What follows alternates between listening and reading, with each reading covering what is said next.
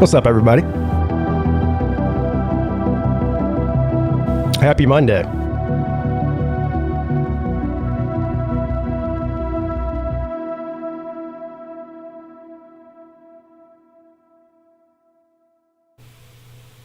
Well, C-Dog got Sleet all riled up on Friday night, didn't he?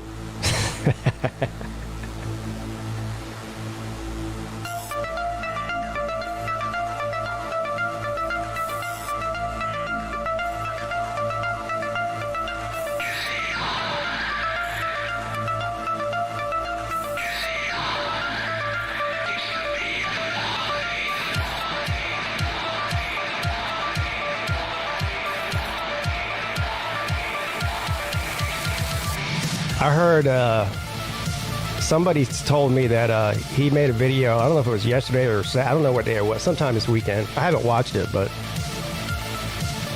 you know, doing what he normally does, saying that nobody supports him. He puts too much work in, and nobody's donating. And I'm gonna stop doing game streams unless you guys start giving me money. And that guy's something else, man.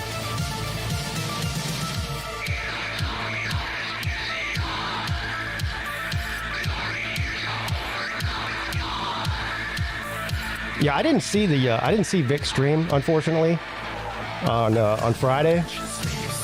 So whenever I clicked on BVD's video, right as he was getting mad at you, so I don't know anything that happened before that.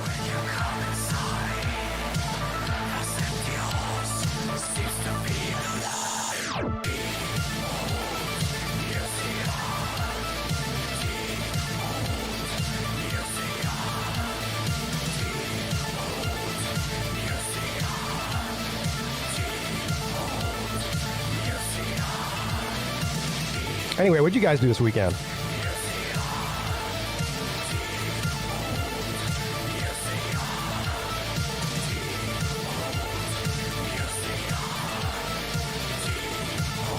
Yes, sir. 40 days. Yes, the countdown. 40 days until week 0, which I don't know why they call it week 0. That's just stupid.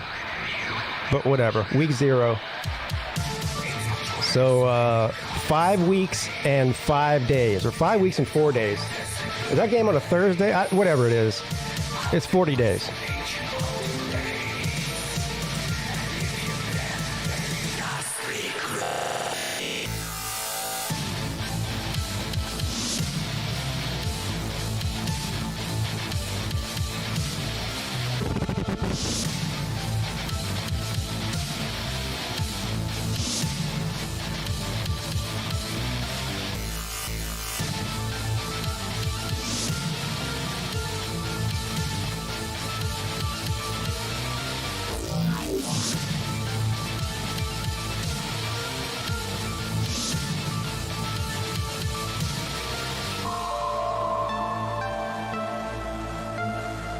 If I'm down in the hole, I'm climbing out.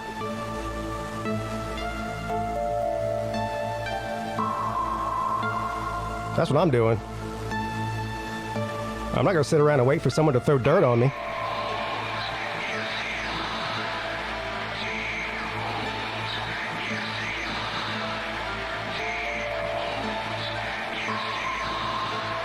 Yeah, 49 days until Clemson plays Duke. And I get $100 richer.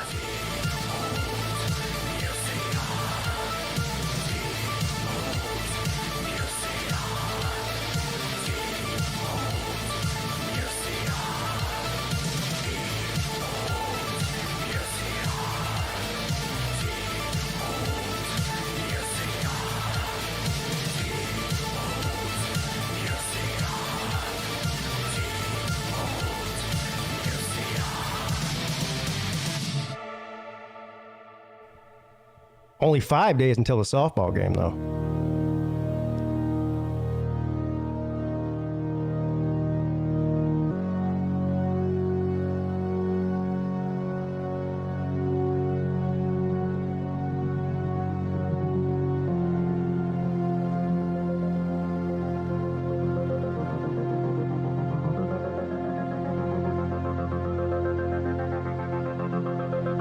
I don't know who that was. It's just some synthwave live stream that goes on for 24 hours a day. There's a bunch of channels that do this. The one I watch, this guy is, what's his name again? Hold on. The Prime Thanatos. He's got the good ones.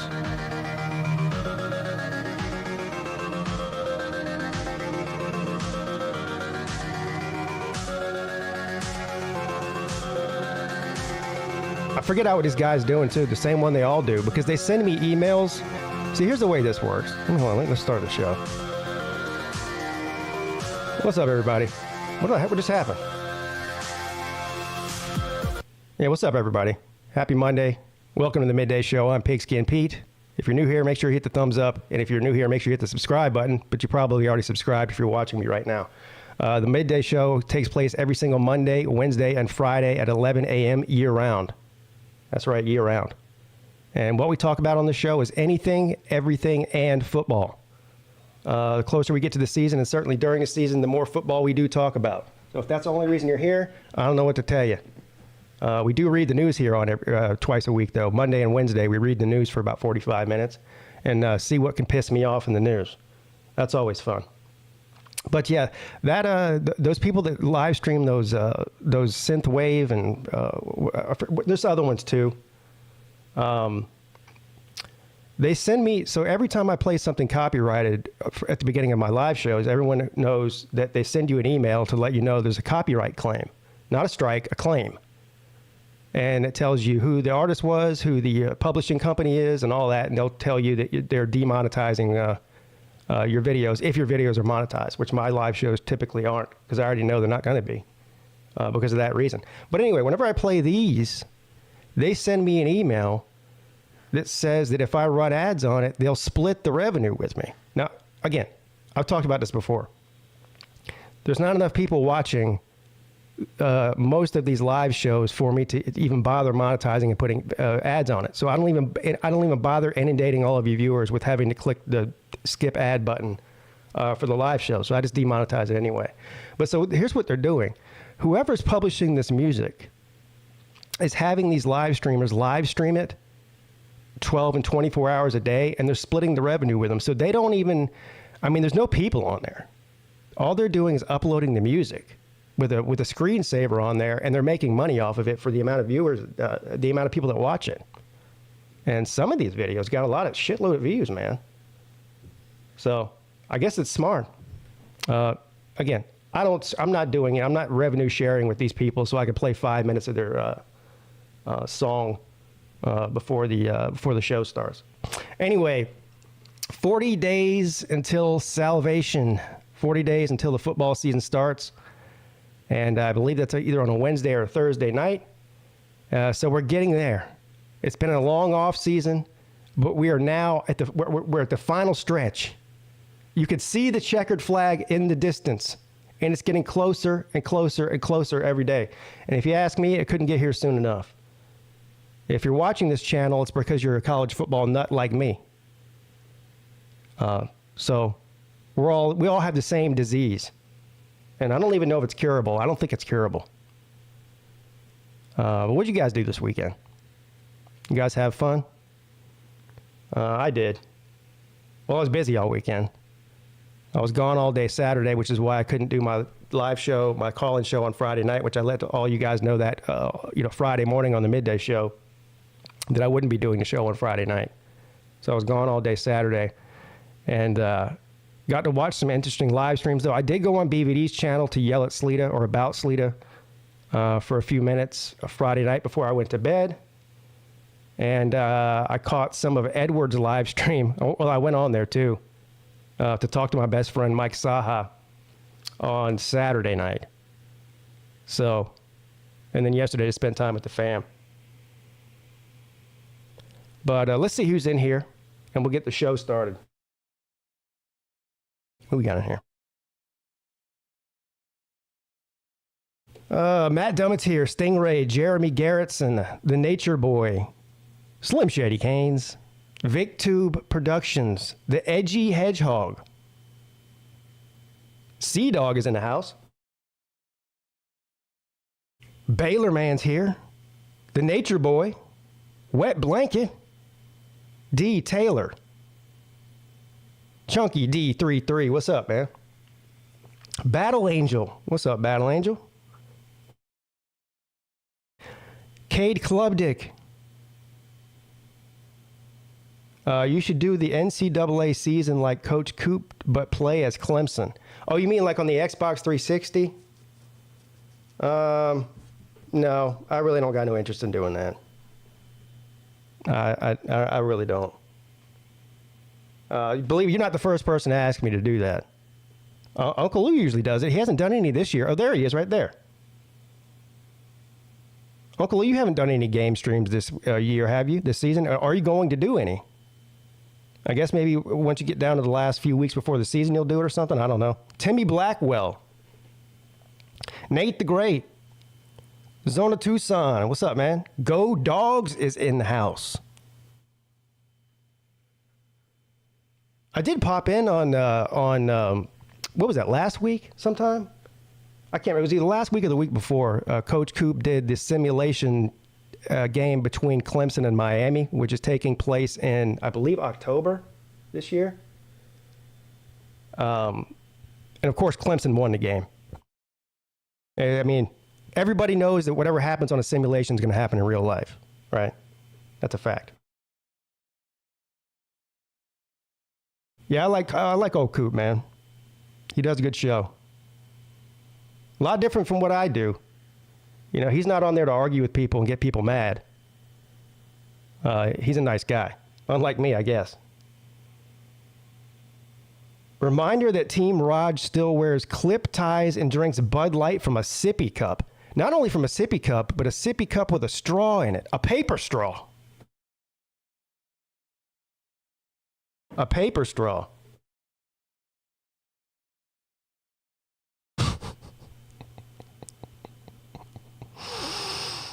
Oh. All right. All right. So without any further ado, let's get right to the news. Read the news for a little while. See if I can get pissed off in there. I don't want to get pissed off. I'm in a good mood this morning. You know. But see if I can get pissed off, and then of course I'll open up the StreamYard for anybody who wants to come on and shoot the you know what. Breaking news from the PigskinPeete YouTube channel.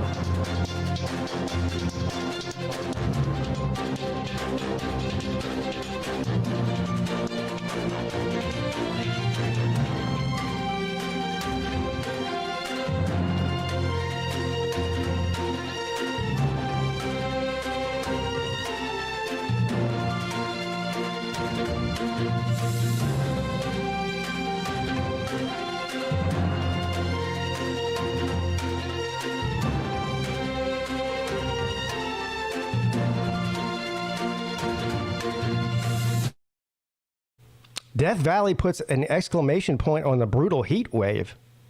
Well, they call it Death Valley for a reason. Isn't it like the hottest place on the planet? Literally? I think it is.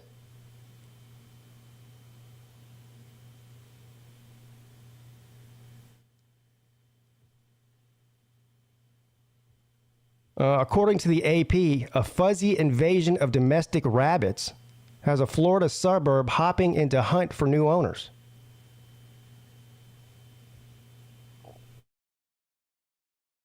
What is it with people in Florida? Every time they get pets, they don't know how to control them. You know what I mean? They buy snakes. Snake gets too big. They release it. Snakes start breeding. And now they have a snake problem. I mean, they already had a domestic snake problem. Now they've got an invasive species snake problem. Listen, if you're going to buy a rabbit, keep it in your house. Don't let it run around the neighborhood and breed.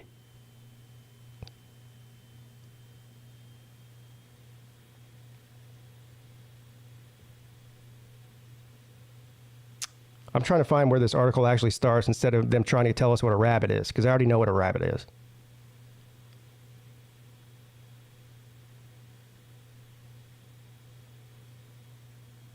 $20,000 to $40,000 it would cost for a rescue group to capture, neuter, vaccinate, shelter, and then give away the estimated 60 to 100 lion heads. I guess lion head is what they call this breed of rabbit here.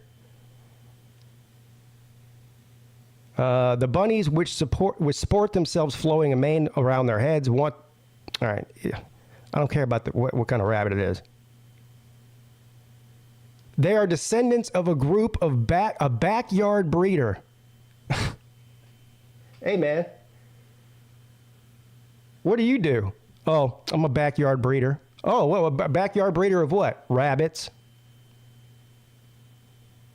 Illegally let loose when she moved away 2 years ago. They really need to be rescued, so we've tried to get the city to do it, but they're just dragging their feet. They think if they do that, then they'll have to get rid of iguanas and everything else that people don't want around. Well, that doesn't make any sense. Monica Mitchell, whose East Coast Rabbit Rescue would likely lead the effort, said capturing and treating and finding homes for them is not an easy process. Yeah, because most people don't want rabbits in their house. It's not like dogs. No, nobody's going to the animal shelter saying, yeah, can I see your rabbits?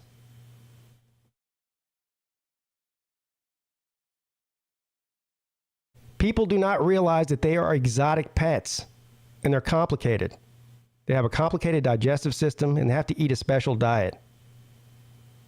Yeah, rabbit food. That's what rabbits eat, right? Rabbit food and lettuce and shit like that? I don't know, I'm not a zoologist, but...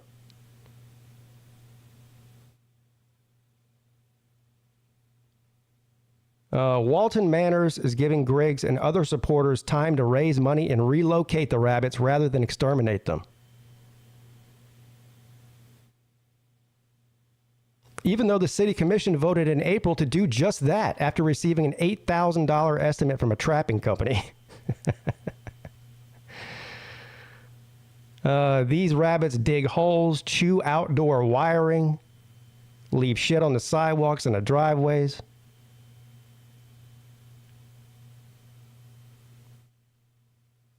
You know, I don't know. Where's Elmer Fudd when you need him?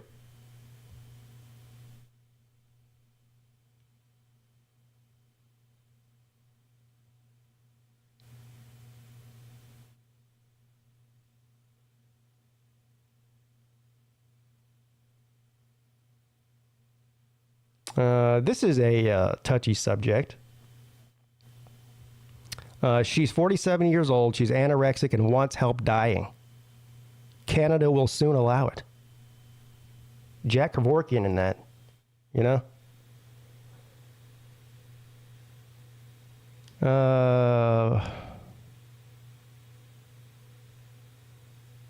Polly says she weighs 92 pounds and may go days without eating solid food. She says she's too weak to carry groceries home without stopping for breaks. Instacart. And this is a serious subject. I don't want to make light of people that have eating disorders, but if you weigh 92 pounds, how many groceries can you possibly have?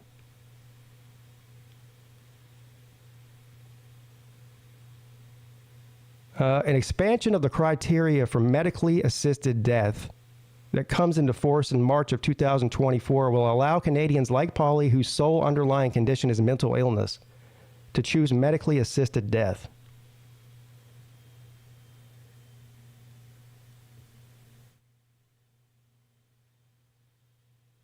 Canada legalized assisted death in 2016. I didn't even know that. For people with terminal illnesses, and expanded it in 2021 to people with incurable but not terminal conditions. The legal changes were precipitated by court rulings that struck down prohibitions on helping people to die.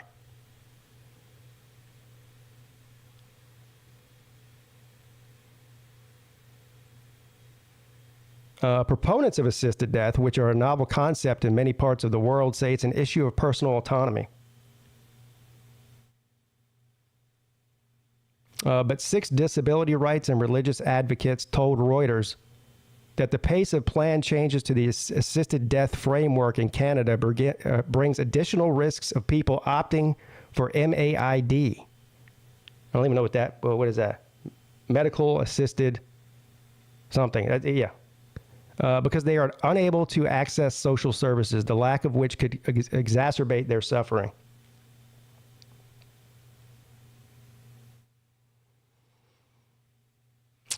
Yeah.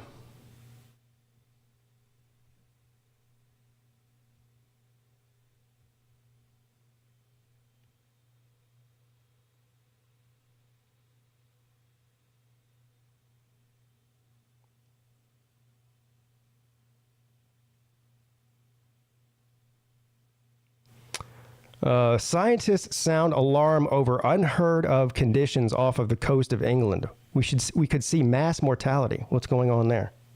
What is that? Huh.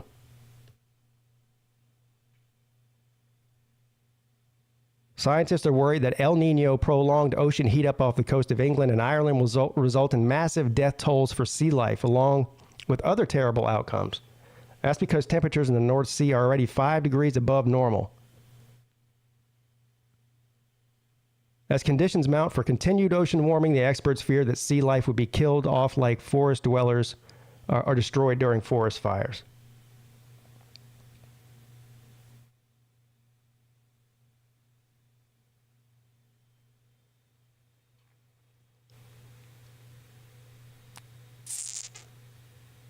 While marine heat waves are found in warmer seas like the Mediterranean, such as anomalous temperatures in this part of the North Atlantic are unheard of.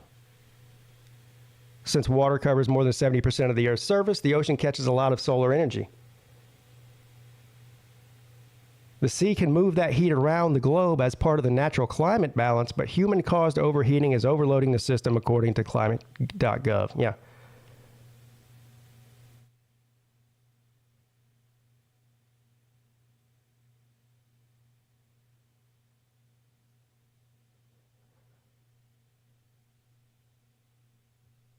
So nothing's happened yet. They're saying it's going to happen.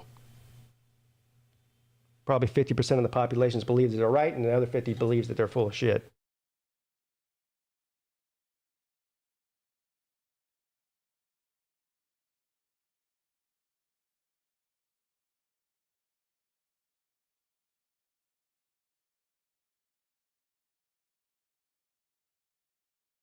Now listen to this headline here. Prostitutes and bears sting op snared big game hunting scheme.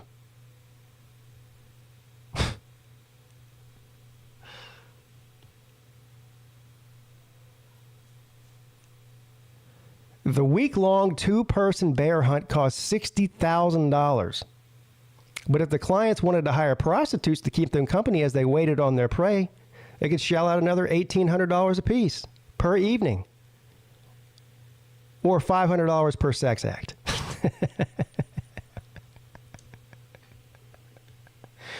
What? The bizarre pitch was a part of what prosecutors say is an illicit year-long scheme to get rich off of illegal big game hunts advertised on a Chinese-language social media platform. The alleged mastermind is now facing a slew of felony charges.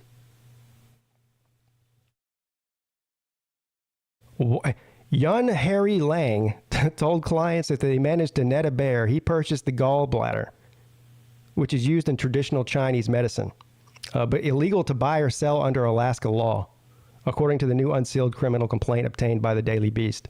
If not, the feds say Lang told them he had bear gallbladders for sale at $5,000 a piece, a relative bargain on today's black market. You can get $5,000 for a bear gallbladder? Does it have to be a certain kind of bear or just any bear?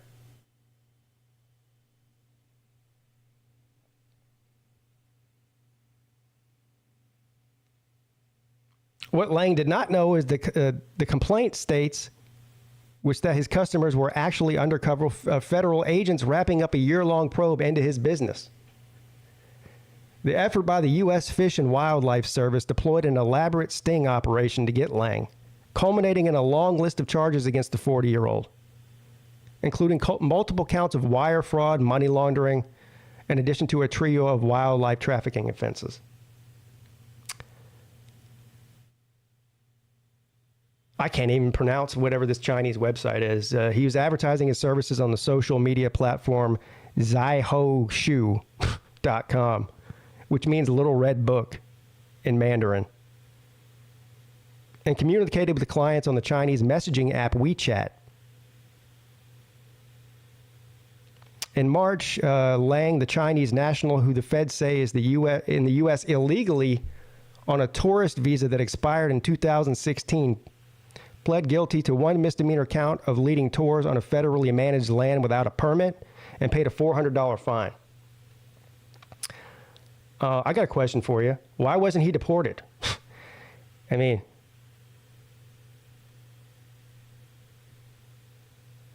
if he was here illegally and he's committing crimes, why was he not told to leave the country or made to leave the country? I don't understand what's going on. He bought himself a Mercedes with a portion of the proceeds of the ultimately unsuccessful expedition, according to the complaint, which also names his neighbor and occasional business partner, Brian Phelan, as a defendant.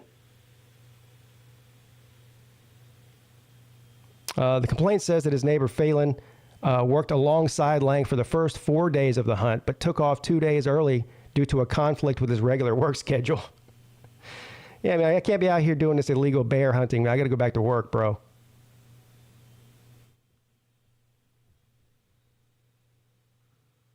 Bears and prostitutes. That's the first time I've ever heard that.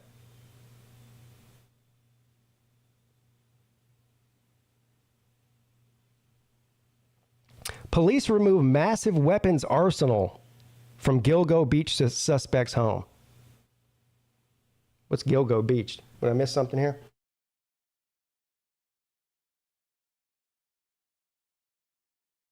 Murder investigation. Suffolk County, New York Police Commissioner Rodney Harrison on the latest in Gilgo Beach murder investigation after more items were seized from the suspect's home. And that's the end of that article.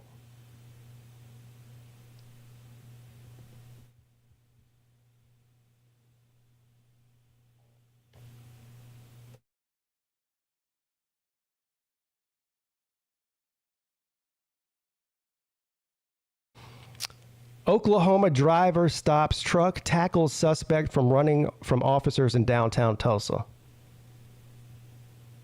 Here we go. We got Good Samaritan.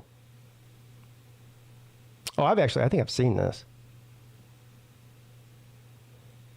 A driver in Tulsa, Oklahoma, put the brakes on last week to tackle a suspect he saw running from police officers. According to the Tulsa Police Department, the incident began when officers stopped a man and woman in the city's downtown area on Thursday to question them. The police ordered the man who lied and said his name was David to have a seat on the curb. He started to walk towards the curb as if he was going to sit down, but took off running instead, making his way across multiple lanes of traffic. Body camera of the foot pursuit was released by the police department on Friday. Let's see here. Do they have it? Yeah, here it is. Oh, that's not a video. I hate how they advertise there's a video. Is this it here, down here? Yeah. Maybe it is. Oh, fuck. Man, bro. Yeah, there it is. Man. Homie. Fuck. It won't let me enlarge it. Bro, I didn't get his name. Oh, man. 37, you can see northbound Denver from 11.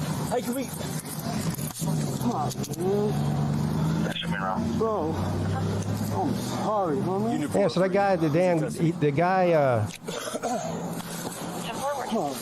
my man tackled him and then ran off.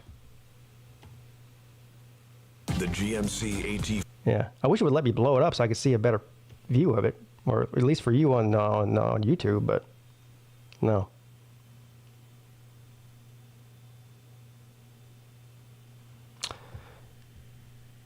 Yeah, I'm not chasing anybody down for the police. So I'm gonna let everyone know that right now. The police are not paying me to pursue suspects. You know, so I'm not doing it. Sorry.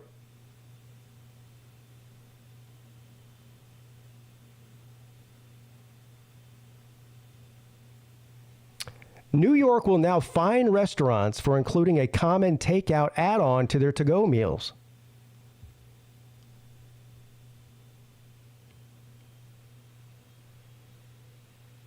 Oh, I see what they're doing.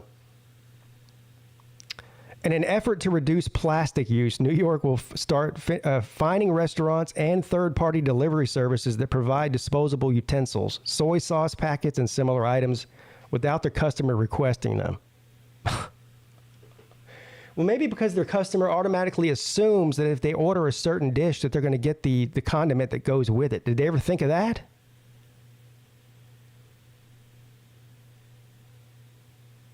This is like, you remember when, who was the governor of New York? Whenever they decided that there was too many fat people so that you could only buy a soda, you couldn't buy a soda that was more than whatever it was, 12 ounces. Remember that? Guess what? It didn't do a damn thing to stop people from drinking soda or get fat. Nothing.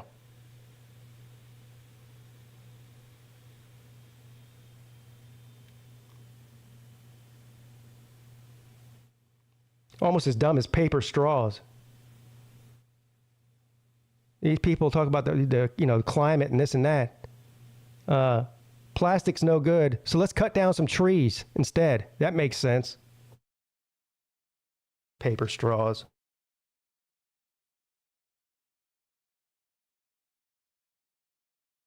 That's like trying to make a boat out of paper. Who's going to get in that boat?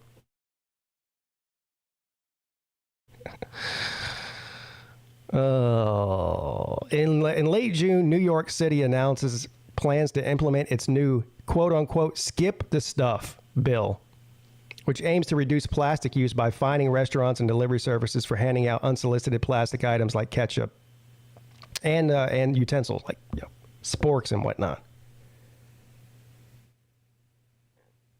Food vendors and delivery services have a moment to adapt. Actual fines won't start being handed down until July of 2024, and until then, violators will only receive warnings.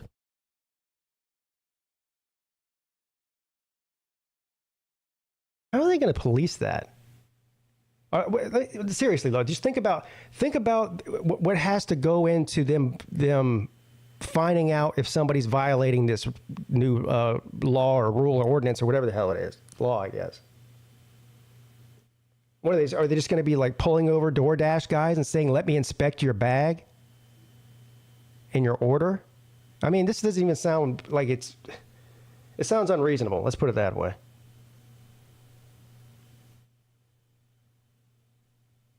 Imagine you're a police officer and you get orders from the captain. Hey, Captain, what's the orders for today? Yeah, I want you to go find DoorDashers and inspect their food bags and make sure they don't have a spork in there.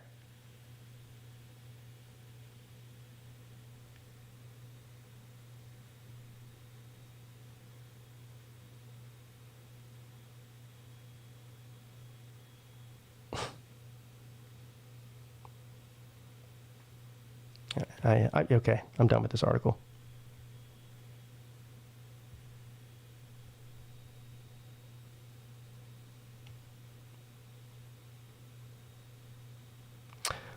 Tesla builds its first Cybertruck after 2 years of delays. We've talked about this before. Two things about this. The Cybertruck is extremely ugly looking. It looks like some shit out of Mad Max. Yeah, there it is right there on the screen. But it is pretty cool, though. I'll tell you that. I mean, I'm talking about the features of it. It just looks silly.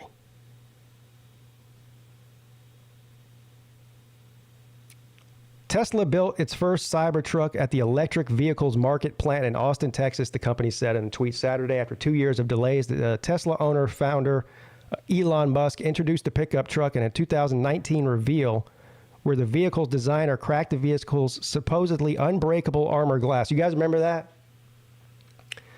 It's got the armor glass on it. And so I forget what they did to break the glass, but it wasn't supposed to break, and it did.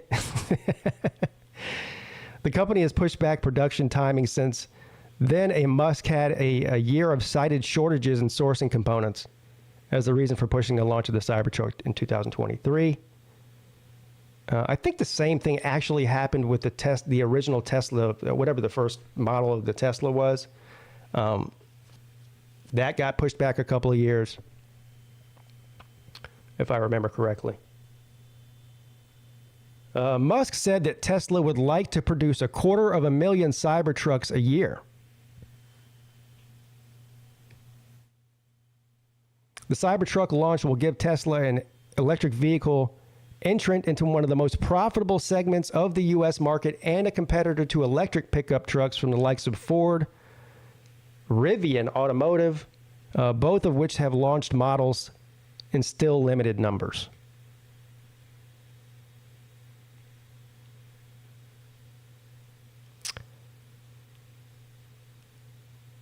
Here's another picture of it from the back with the tailgate down.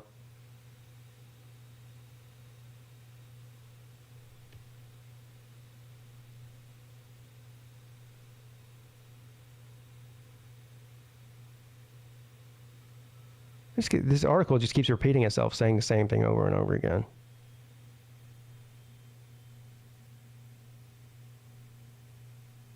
I wonder how much it costs. Okay, here's what it says right here. Tesla originally estimated the truck would start at $39,900 for the single motor and rear wheel drive model, which would have a towing capacity of 7,500 pounds and more than 250 miles of range. That model is now expected to start at about $50,000, according to Kelley Blue Book. The dual motor all-wheel drive version could start at around $60,000, and it should have a towing capacity of more than 10,000 pounds and average over 300 miles of range. Something would have to, I would imagine that if you're towing, especially if you're towing something close to the capacity of whatever it could tow, then you're not going to get near the range out of the battery that you would if it were empty. You're not towing anything. In other words, 300 miles of range for the truck unless you're towing something. That's probably the way it should read.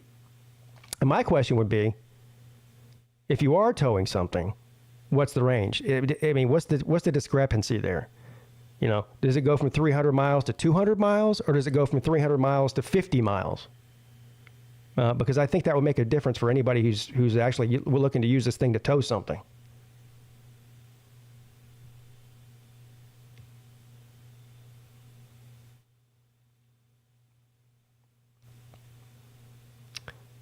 Hey, listen to this.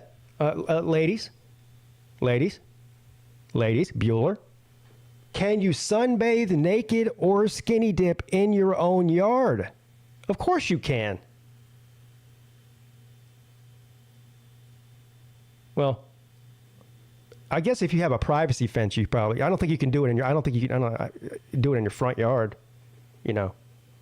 But here's what Texas state law says. Now, if there are no laws in Texas. Are there? It's pretty much the Wild West over there. I mean, you can own tigers and shit. I don't know why you couldn't take a skinny dip.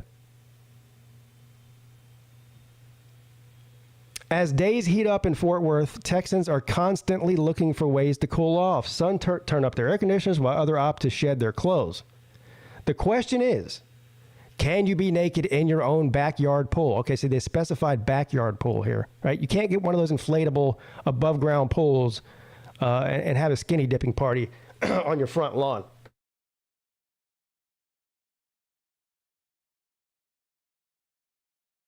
The Texas indecent exposure laws are a little tricky when it comes to dropping the towel and letting it all hang out. The law on indecent exposure can be found under section blah, blah, blah, blah. Who gives a crap? The law pretty much states that you cannot expose your genitals in order to sexually arouse or gratify a sexual desire of another person. So doing so, being reckless about whether or not another is present, who will be offended or alarmed by your nudity are grounds for the complaint. Charge of indecent exposure is a Class D misdemeanor, which is punishable by up to 180 days in jail and fines up to $2,000.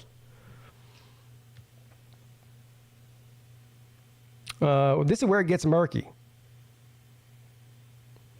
Is when whether women can go in Texas can go topless in public. There are no state laws prohibiting it, but it can be seen as an act of disorderly conduct. While there is no laws against going topless, it still can result in arrest. Well, it's either illegal or it isn't. I don't understand that. I mean, listen, they can illegally arrest you, but if there's no law against it, then you can't be charged with it and convicted on it.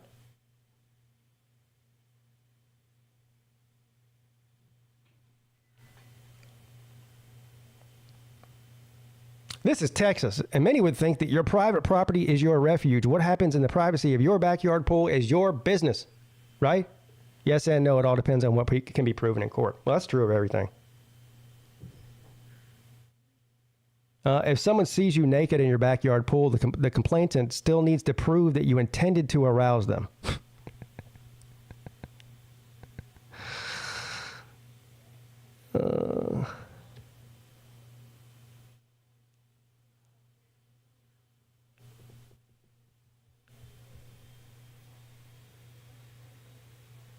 Anybody who calls the police on their neighbor for skinny dipping in their own pool is just a Karen anyway. You know, nobody's forcing you to look at them.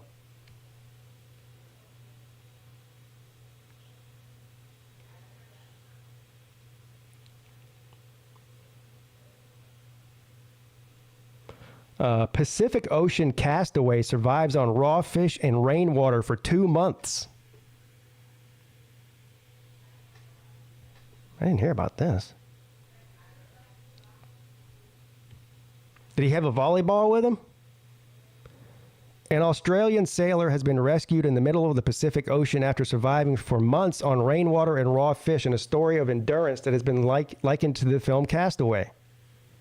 Tim Shattuck and his dog Bella were rescued after spending 2 months adrift. He set off from the coast of Mexico in April on his catamaran, intending to sail to French Polynesia, thousands of miles to the west. But a few weeks into the journey, a violent storm knocked out the electronics on board. Mr. Shattuck, age 51, managed to stay alive by catching and eating raw fish, collecting rainwater, and sheltering from the sun inside the catamaran. So at least he was on the boat. You know what I mean? I mean, it's not ideal. He's just out there floating, but, you know, at least he has some shelter and apparently a fishing rod. He was eventually spotted by a helicopter that was operating with a tuna trawler that rescued after 2 months adrift. There you go. Got saved by a fishing vessel, rather. There's a picture of him when he gets rescued.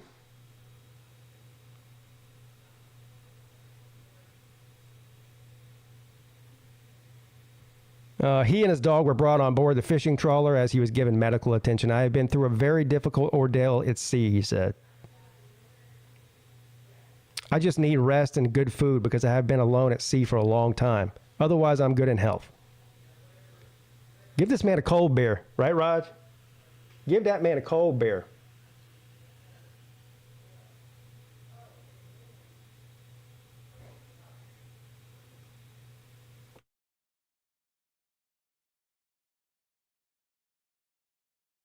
Sorry, I think someone's here.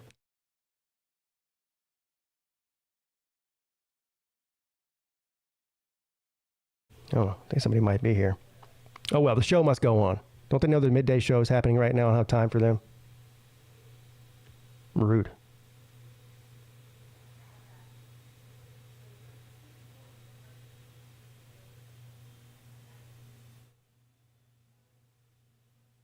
Now look, this isn't an article; it's just an ad. So if I click on it, it's nothing. But let's look at the title of the look at the title of it. 4 sisters learn their babies are half siblings.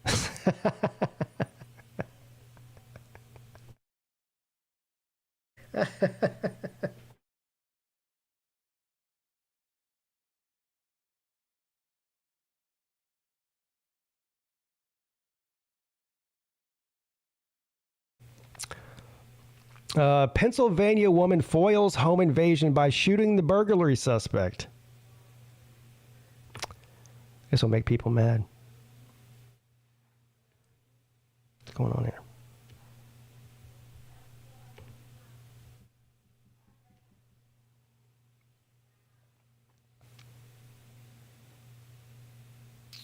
A Pennsylvania woman thwarted a home invasion on Sunday by shooting a burglary suspect who entered her Philadelphia apartment.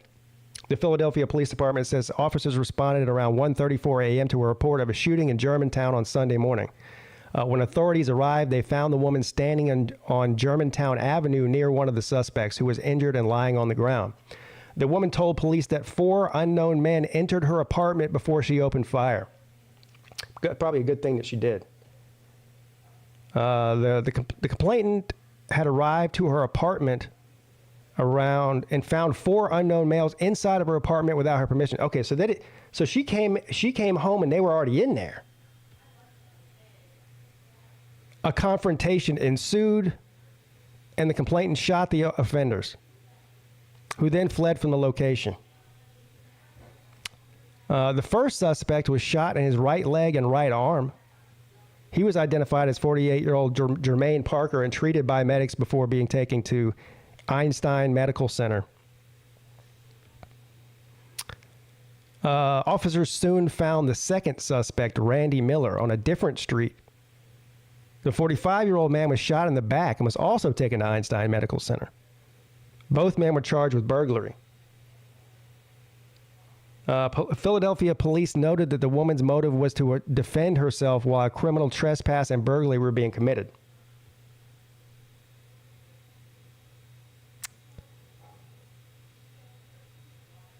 Yeah, don't break into people's houses. You know, you might not get shot.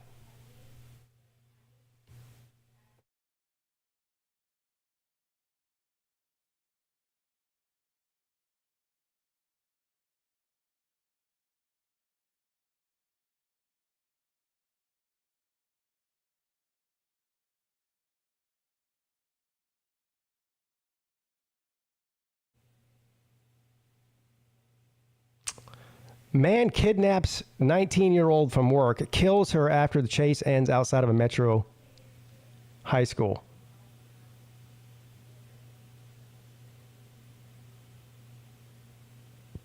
Jeez. A 19-year-old woman is dead after police say that she was kidnapped by her ex-boyfriend at Wingstop in Fayette County. Officers say the suspect led them on a chase that ended outside of a high school in another county.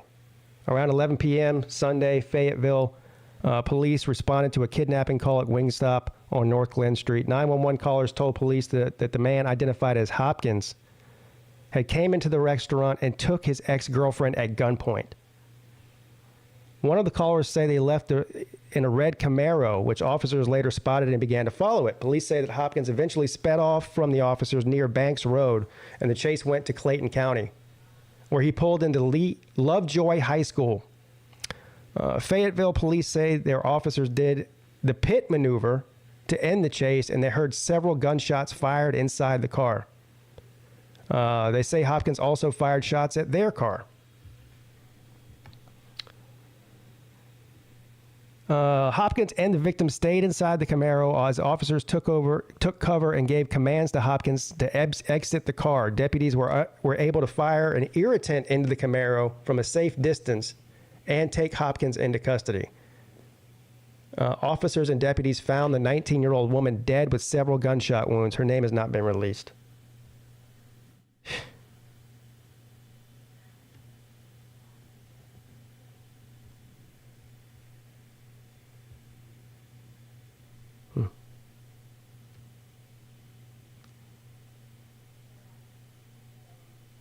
Hey, remember what we were talking about last week with the homeowners association and whatnot?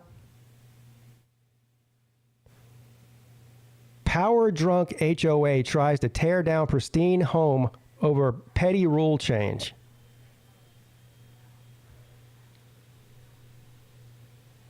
Listen to this.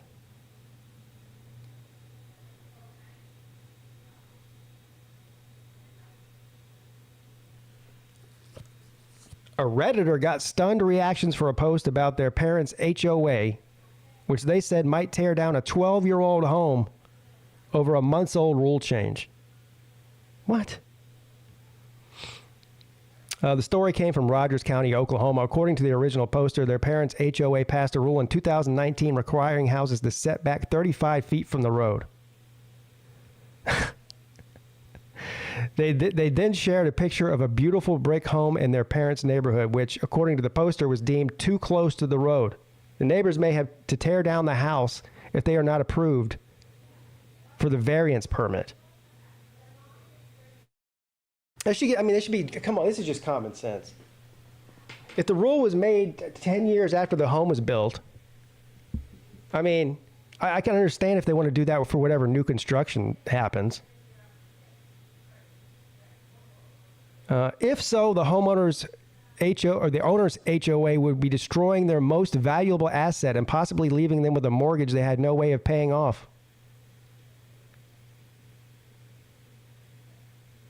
Meanwhile, they'd be sending an incredible amount of debris into the local landfill, where construction waste already makes up an estimated 10 to 30% of trash globally. None of this matters. The landfill doesn't matter.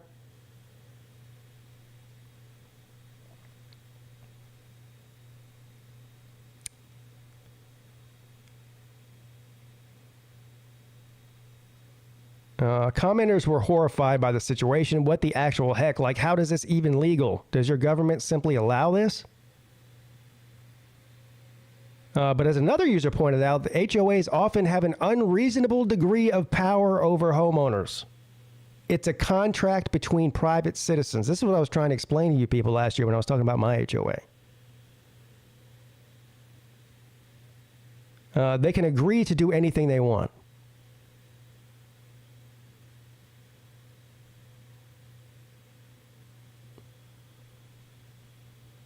Structures like homes are almost always allowed to stand, even if a new ordinance is passed. Get a lawyer. Yeah, that's what I would do. But see, the problem is they shouldn't have to get a lawyer.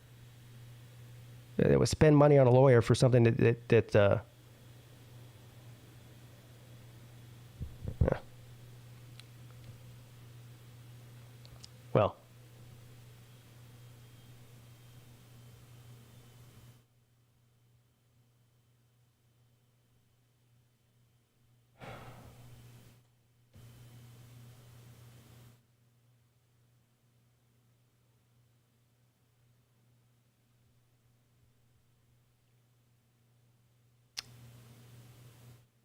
Watch a fireball the size of a car blaze in the Texas sky. Never seen anything like it. Is that supposed to be it right there? What is that? You see that? I think that's it right there in the middle. Why, how come nobody could take good pictures anymore? You know? All right, here we go. Here's a video of it. What the hell? I didn't see shit. Did you? Where is it? Oh, I see it up in the clouds there.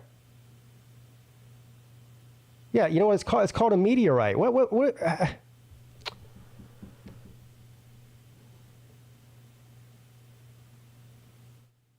A bunch of people got videos of it. Let's see what it looks like from the Ring doorbell camera.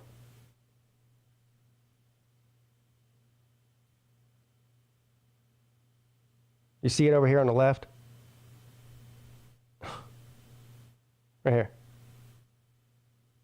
Watch.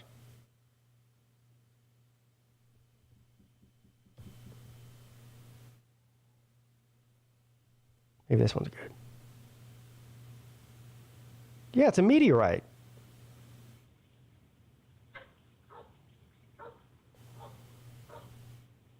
I guess it wasn't a meteorite. It says NASA thought it was a new source of annual meteor shower, but turns out they were wrong. Well, what was it then?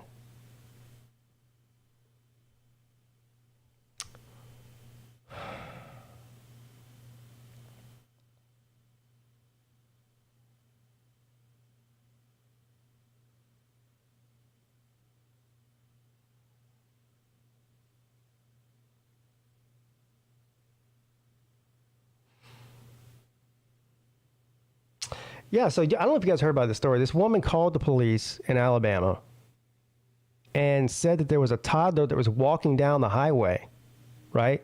And apparently she got out of the car to, go help the toddler, and then she just went missing. I heard about this yesterday. I read about it yesterday. Apparently they found her. Is she alive, though? An Alabama who went missing on Wednesday after reporting a child walking on the highway returned home late Saturday, and she was transported to the hospital for an evaluation. The Hoover Police Department said 25-year-old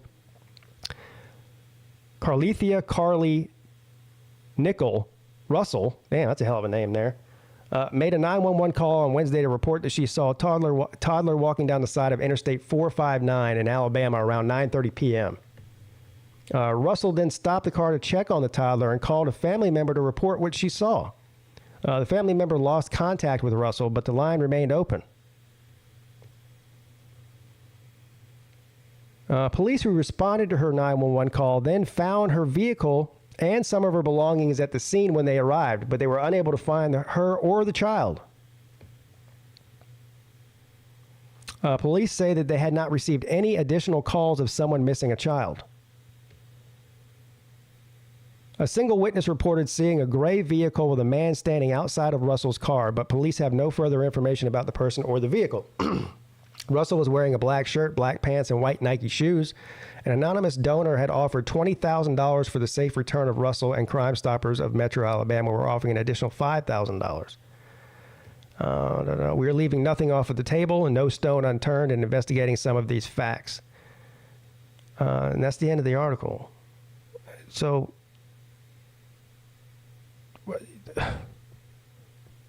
the title says she's been located.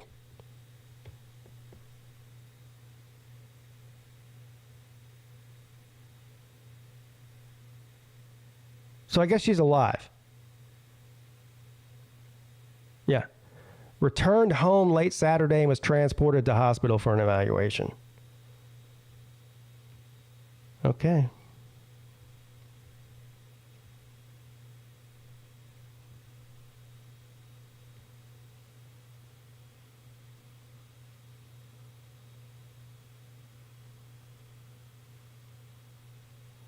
Now here's some more on this.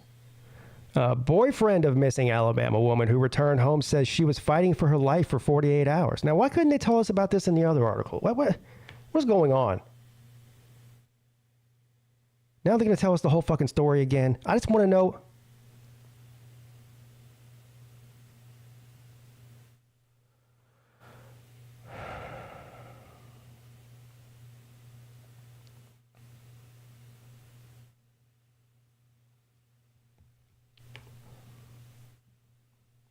This is almost exactly the same article as last time. Is it going to end also? Yeah.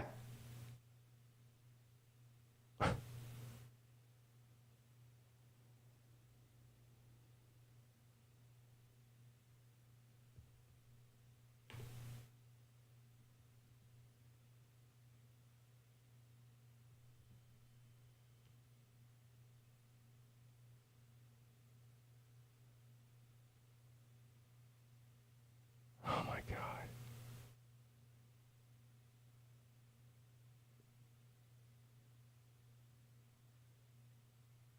On Thursday around 9:30 p.m., Russell was driving home after picking up dinner when she called the toddler. Yeah, Bob, we already read that part.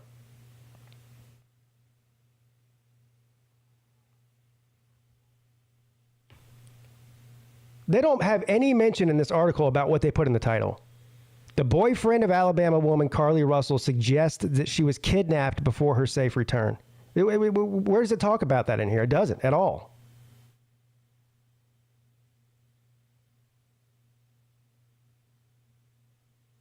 Here's this quote. I guess he posted this on Instagram. She was literally fighting for her life for 48 hours. So until she's physically and mentally stable again, she's not able to give any updates or on her whereabouts or her kidnappers at this very moment.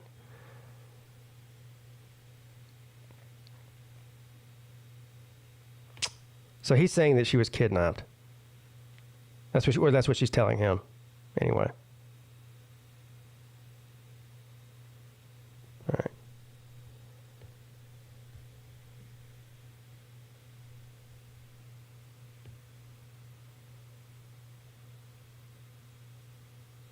Oh, this is dumb criminal stuff right here.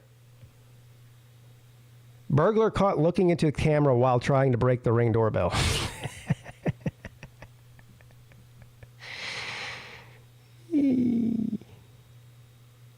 Look at him. Look at his face.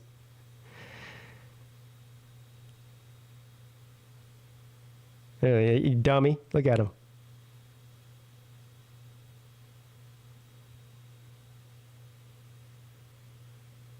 He fled the scene on a bicycle, but was later identified by police from the Ring doorbell.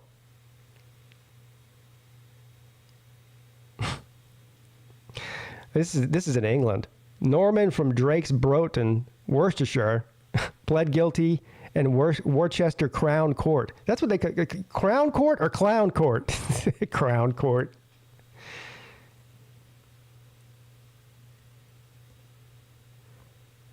He was trying to get into the house and activated the Ring doorbell camera and then tried to remove the camera. The homeowner challenged him and he apologized and cycled off. I'm so sorry I was trying to break into your house, mate.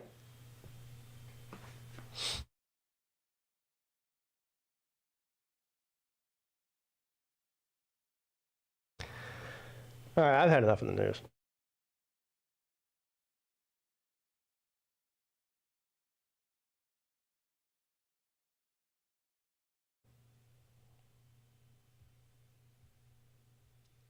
Hello, welcome to the Midday Show. Yeah, if I decided to go hang out at a titty bar for 48 hours, I'd tell my wife I was kidnapped too. Yeah, right. It could be interesting though, getting kidnapped. I mean, you can, look at the bright side of it. It's like a vacation. Yeah, I mean, it seems odd to me that they would kidnap her for whatever it is, 4 or 5 days, and then just drop her off at home. You know. Yeah, a little odd. Doesn't seem like a good plan. No. Unless it was aliens. Then okay, it makes sense. Big Tube wants to know why can't they just move the house in that HOA story? Because it's not a mobile home. Well, I mean, if it was, they don't build, for the most part, they don't build houses conventionally anymore. They're on a concrete foundation. So,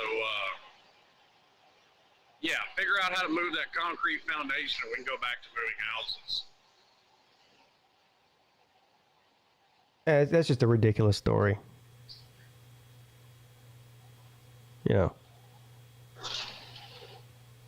Tear down a house because it's 5 feet closer to the road than you want it to be. I mean, come on.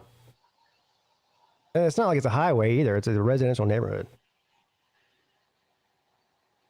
We need to set up a protest against it. I'm protesting HOAs. We need to march on DC. Yeah, the old neighborhood we lived in before this one didn't have one at all. Everyone just did whatever they wanted. And it was great. Well, here's the thing. If a neighborhood has an HOA, are you forced to join it? If you want to live there, yeah. Now, see, I don't think that's right either. I think you should have the choice. I mean, this is America, isn't it? Yeah, well, I mean, you have the choice not to join it, but you also that means you have the choice not to move in there.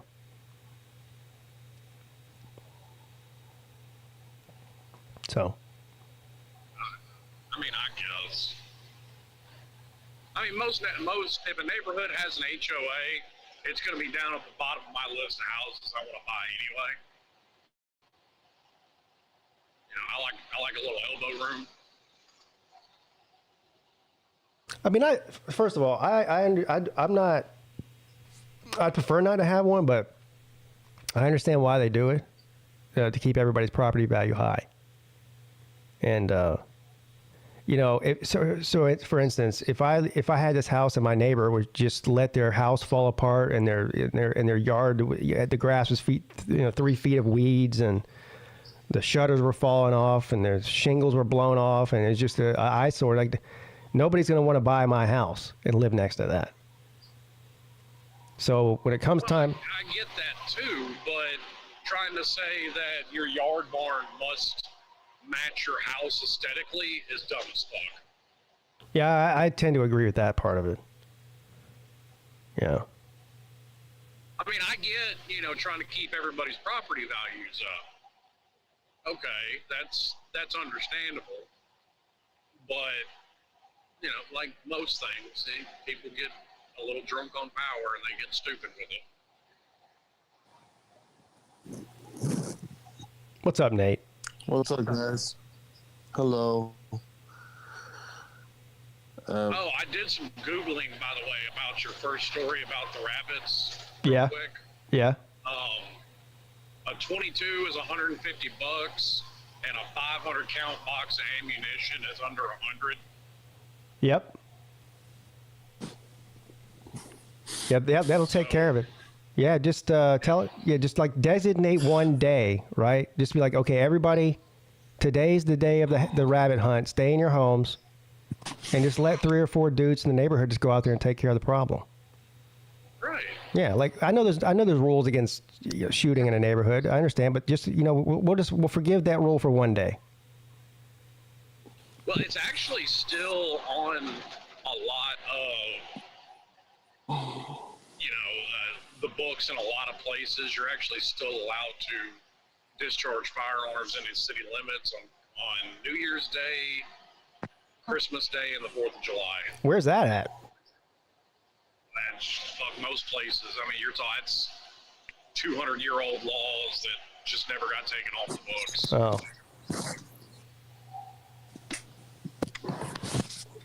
What's up, Vic? Oh, yeah, what's up? So I heard you had a shit show of a show on Friday. I'm sorry I missed it. Yeah, I did. You want to give me the synopsis? Well, here, I'll do you one better. Is there can I pull it? Is it still on YouTube? Yeah.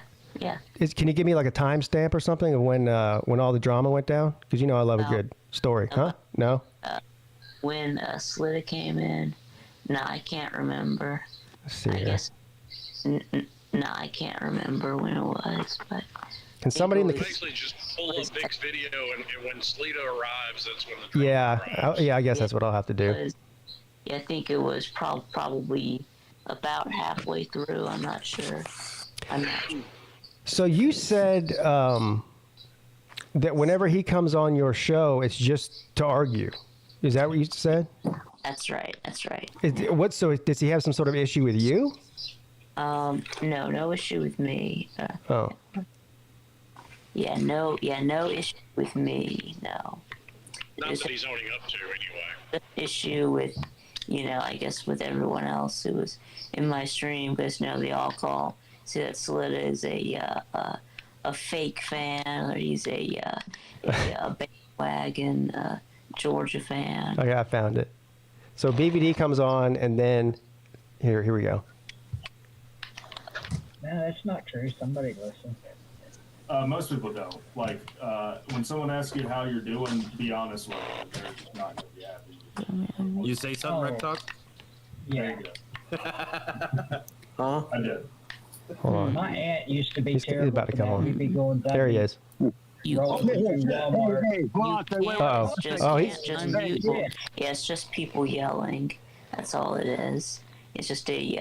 Well, I'm not going to watch the whole thing. He comes in hot. I just want to watch it for a second. What's up, Victor? How you doing, sir? And a rooster. Yeah, you can't Had to let this unmute guy your in, didn't you? Huh? Yes, it turned into a shouting match between Slitta and Twisted Rooster. Okay. Well, I want to see what Slitta says here in the beginning. Hold on a second.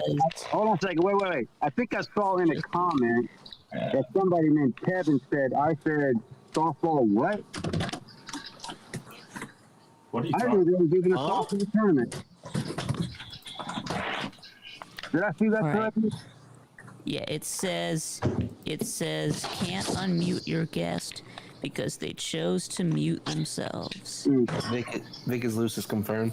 Yeah, so I tried. Somebody I'm mute trying to David. unmute you, but it says I Mute can't David. because it says you chose to mute yourself. So Yeah, you don't want to unmute. Yeah, you don't want to mute me, of course. Well, you sound like your microphone's in a cup.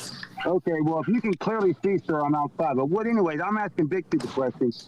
There was a comment that I just saw when I was scrolling that said this guy, Kevin dude, said that, what it said, something about some softball tournament?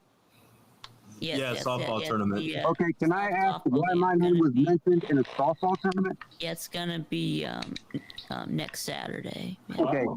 Okay. I have no interest in going to a softball tournament.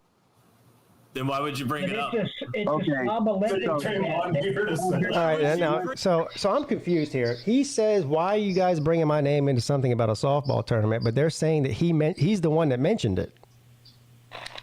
Right. What happened was Alan started saying that that Slito was coming to the Slob softball game. I can't remember if it was before or after he came in. But Whatever, blah, blah, You're blah, like, blah. I got no fucking interest in that. Makes no That's sense. right. That makes no fucking sense. Stop screaming. Brian's getting all mad. What I'm saying is, Vic, I saw a comment that said I had some comment to say about the Slob Olympic softball tournament, right? Is that true?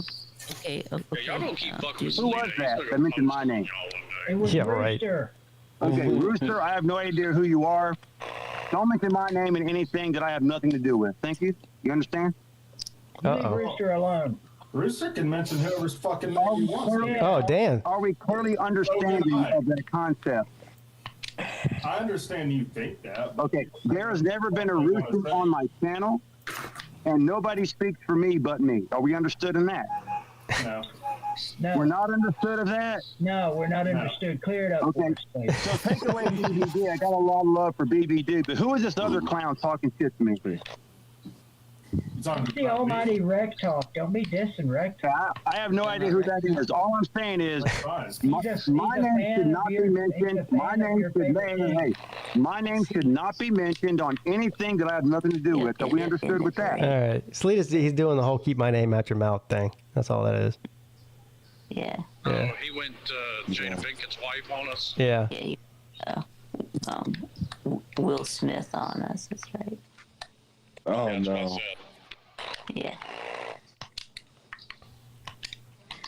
Keep my No. All I know is when I came on. All I know is when I came on BBD show later at night, he was yelling at Sea Dog. Yep. You don't that's call funny. me bandwagon casual. Yeah. Yeah. That's what made him mad on there. Yeah. Yeah. Listen, I don't remember exactly when I learned about Sleater. It wasn't far into me being on YouTube, but for years I never even heard him mention the Bulldogs until last year, or I guess 2 years ago. It was all about Well, the The Brave. thing is that he's just, it's not that he's a Georgia Tech fan and a Georgia fan. He's neither. Right. That's what it is. He's just not a college football fan, period. But he tries to put this whole thing on about how he represents the whole state of Georgia, so he loves Georgia and he loves Georgia Tech. Now, he never talks about Georgia Tech, and he only talks about Georgia when they win a national title. But Yeah, and if let's hypothetically, if Georgia Tech won a national championship next year, he'd be all about them. right. Yeah. But he's really not like people pick on him, me too, calling him a two-teamer and stuff like that. He's really a no-teamer in college. I mean, that's the best way to describe him, as a no-team. He's not a fan of either. He can't name one player on Georgia Tech's team, not one. He had to ask Sea-Dog who the quarterback was. Yeah. I'm not He's the not actual a fan at all. teamer. But But speaking of people who are mad at people, tonight's lunch money should be interesting because, boy, you done pissed Edward off big time. What did I do? You talked all kinds of shit about his bagging ability. I did? Yeah, and I told him all about it yesterday. Oh, no. Yeah, I was. I was leaving a bunch of comments like, Pete told me you put canned goods on top of the bread. Is that true? And he legitimately got mad. I've never seen him get legitimate. He was legitimately mad that you were questioning his bagging ability. Oh, God. And he said he's going to talk to you about it tonight. Then I said, yeah, Pete also told me he came to Publix one time and you hit his car in the parking lot with a buggy. He was ready to fight. He was so mad. Right. So he's going to ask you about all that tonight. Oh, no. I thought it was that he put the milk on top of the bread. Oh. Well, that would be fun. And then you said that you bought a pack of raw chicken breasts and you put it in a bag with his produce. Jesus. And he swears he would never do that. You're just making it up. Oh. Well. He's like, I don't even understand why Pete would drive all the way to Dunwoody. Yeah, I know. I'm pretty sure it's Publix in South Carolina. I don't even know why he would drive all the way to Dunwoody to come to my Publix. Yeah, I know. You have a Publix in your own neighborhood. Yeah, I could throw a rock and hit it. Yeah. You have a Publix in your cult neighborhood. Yeah, my cult neighborhood. That's right. I have a question about Sleeta, too. I heard you mention his video when you first started the show, so I went to his channel.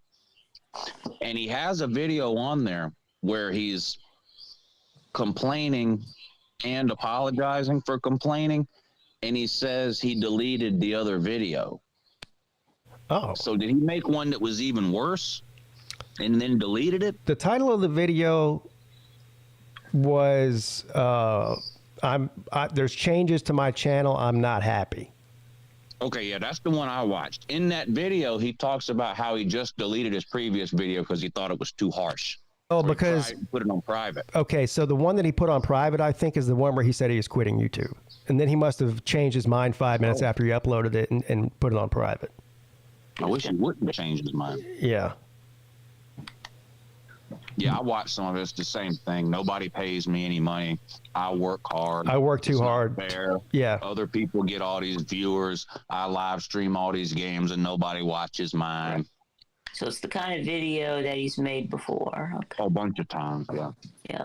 Well, You say that, Lou, but if Sleeta wasn't around, you would miss him. Yeah.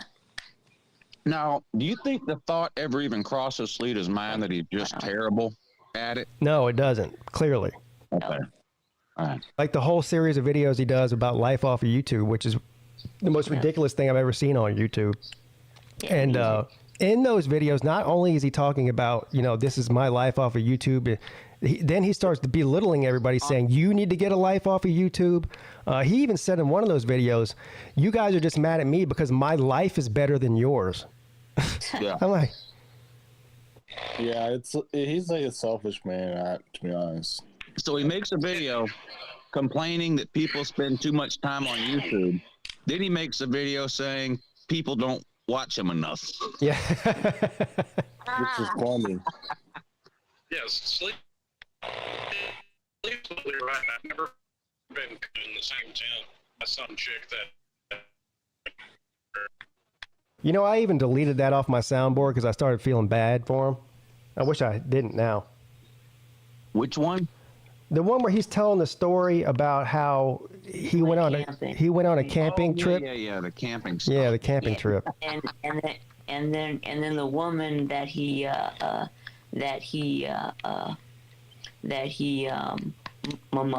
with him. Yeah, he brought her up. He brought her up there, and then she had sex with some other guy in his tent. Or with another guy. Yeah, with him in there. Yeah, probably. He was a literal cuck. Yeah. He sat in the corner and watched. Yeah. Wow. So. Probably true enough. Yeah, I deleted that. Never go full Dan Mullen. I was trying not to be a bully, but now I wish I had it. I mean, Dan Mullen humped sharks. So no, wait, that was Jim McElwain. Never mind. that was McElwain, not Mullen. No, Dan Mullen watched his players sleep with his wife. Right. He was beaten off in the corner. Yeah, he needs Was to do something about that if that happens, man. right. I got my Florida mans mixed up. Yeah, Nature Boy says, he said in that video, the one that you watched, Lou, he said that ladies have been watching him work out at the gym. Oh my God! Wait, they probably watch him the same way we do, with like the whole point and laugh. Yeah. Deal. Yeah, has anybody else noticed that Sleeta has become worse ever since the first Slav Olympics when PigskinPeete found the 2 chicks in Atlanta that actually watch his videos? Yeah. Yeah. Yep. No, he was like that anyway. Yeah. I wish I would find. Yeah, I thought he's always been like that. But he'll never quit YouTube. No, he can't. He's his own biggest fan. That's why. Yeah, he likes himself too much. Yeah. I heard he likes. He's like a multi-sport fan. He likes. The other big thing he did was he went on for months and months and months about how he doesn't want anything to do with the TTC. They're all a bunch of losers. I'm not into that anymore. I'm all about positivity. And then he goes on another 2-month stretch where all he does is talk about the TTC. Yeah. You know, it's like everything that he says he can't stand, he does it. Did you hear the part like, when he went on? Did you hear the part when he went on BBD's stream and started asking how much money everybody gave BBD? No, he did that? Oh, no. He was. I don't know what. When he came on there and was arguing with Sea-Dog, he couldn't argue any of Sea-Dog's points about how he's not a real college football fan and can't name any players. So he just started trying to compare who supports BVD the most as some kind of proof of something. And he's like, I sent BVD $100 of my own personal money. How much did y'all do? And Sea-Dog's like, bro, I've given him hundreds of dollars. What does that even have to do with anything? Right. Yeah, it's just a clown. Gives about who supports BVD more. Yeah. Well, Slee's a joke. I just think he's a jerk. Yeah, he is. I'm just saying, y'all gonna keep bullying that little fella, and he's gonna go post on everybody one day. Go post. We don't care. What does that mean? Postal, you don't know what that means? No. Somebody want to explain it to him? Before people used to get mad and shoot up elementary schools, they used to go to the post office and shoot it up. Yeah. Yeah. And there was a phrase called going postal, and that meant going somewhere and shooting a bunch of people. What it actually postal employees that were doing that too? I think it was. It was weird. It was, I don't, what was this, 25 years ago or so, it seems like. But yeah, there was like a series, I don't know over what period of time, but there was like multiple instances of postal workers just losing their mind. Yeah. I guess they couldn't take enough of the customer complaining, so they just killed them. I guess. Yeah. Yeah. Yeah, how much do you want to bet that a few postal incidents were triggered by Celine driver complaints? Yeah, I can't deal with this guy anymore. What about his pecan pie or whatever? What was that pie that he got? What? Sweet potato pie. Sweet potato pie. Sweet potato pie. Oh, that's right. Right, and it had gone bad by the time he got it. Who in the hell mail ordered a sweet potato pie from 4 states away and can't understand why it wasn't fresh when they delivered it? Why would anybody order a pie in the mail in the first place? I don't know. I don't know. Every grocery store has a fresh pie that was made that morning. Well, then he got mad because that's what we were asking him. Like, why didn't you just go to the Publix or whatever that's there and just buy a sweet potato pie? And he swore up and down they didn't sell them. So Raj, on Celine's live stream, Raj speakerphoned Publix and asked for the deli and asked them if they had sweet potato pie, the one where Celine lives. And they said, yeah, of course we have sweet potato pie. All his anger out. Celine got mad. And say took all his anger out on King's Barbecue. So what happened with King's Barbecue? That's who it was, wasn't it? Oh, that's where you ordered the pie from? Yeah, King's Barbecue in North Carolina. Oh, Oh, speaking of Celine, is he coming to the softball game? Yes. He told me yesterday that as of right now, there's no reason he won't be there. Oh, okay, so he is coming. Yeah, doesn't need help with something, or there's not a hurricane or tropical storm headed his way. So. Or a family matter. Right. Right. Is there a list of people that are supposed to be coming that aren't coming? That's more important. I haven't heard anybody come out in the last week or so and say, "Oh man, I'm not going to be able to make it." So as far as I know, like at least the people that are playing in the game, is X-Wing coming? And what about his wife? I don't know. I haven't heard anything. I don't know. X-Wing's been like incognito for a while. Except for the talent show. I mean, he's busy. Yeah, he didn't come to the last Slob Olympics either. Well, he didn't come to the Slob Olympics because he was getting married, I think. Oh, right. Yeah. Yeah, I think that's why. That's a valid excuse. Kids. Yeah. It's on the edge of being a valid excuse. Well, we tried to get him to get married at the Slob softball game, but he didn't want to do that. I mean, at the Slob Olympics. Yeah. Especially in snow. No, in Charleston. Oh, yeah. Okay, sorry.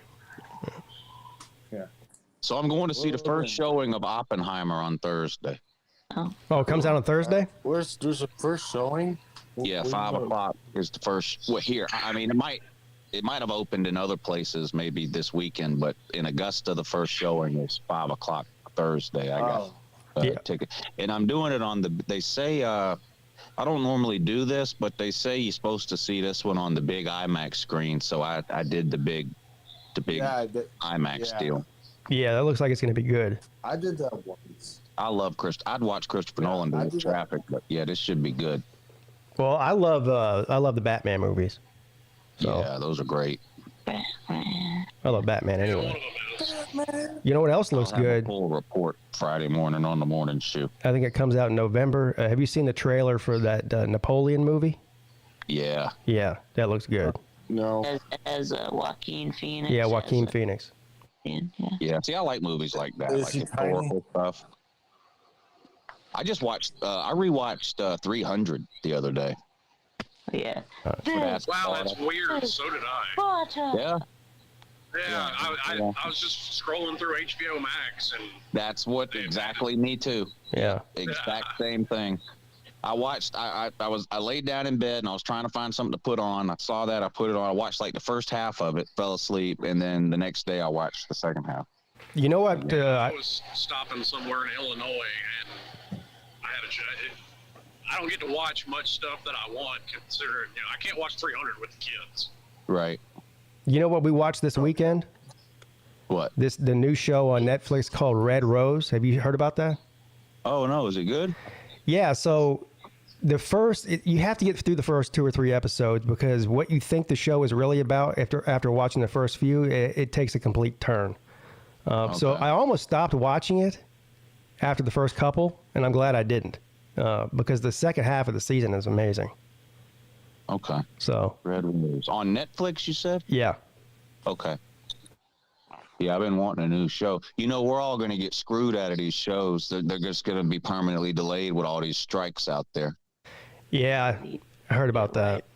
They said Stranger Things ain't coming out till 2025 at the earliest now. Oh, man. Wow. Oh, you're talking about with the strike? It's a writer's strike, I writers think. have been on strike for like 3 months, and now the actors are on strike too. Yeah.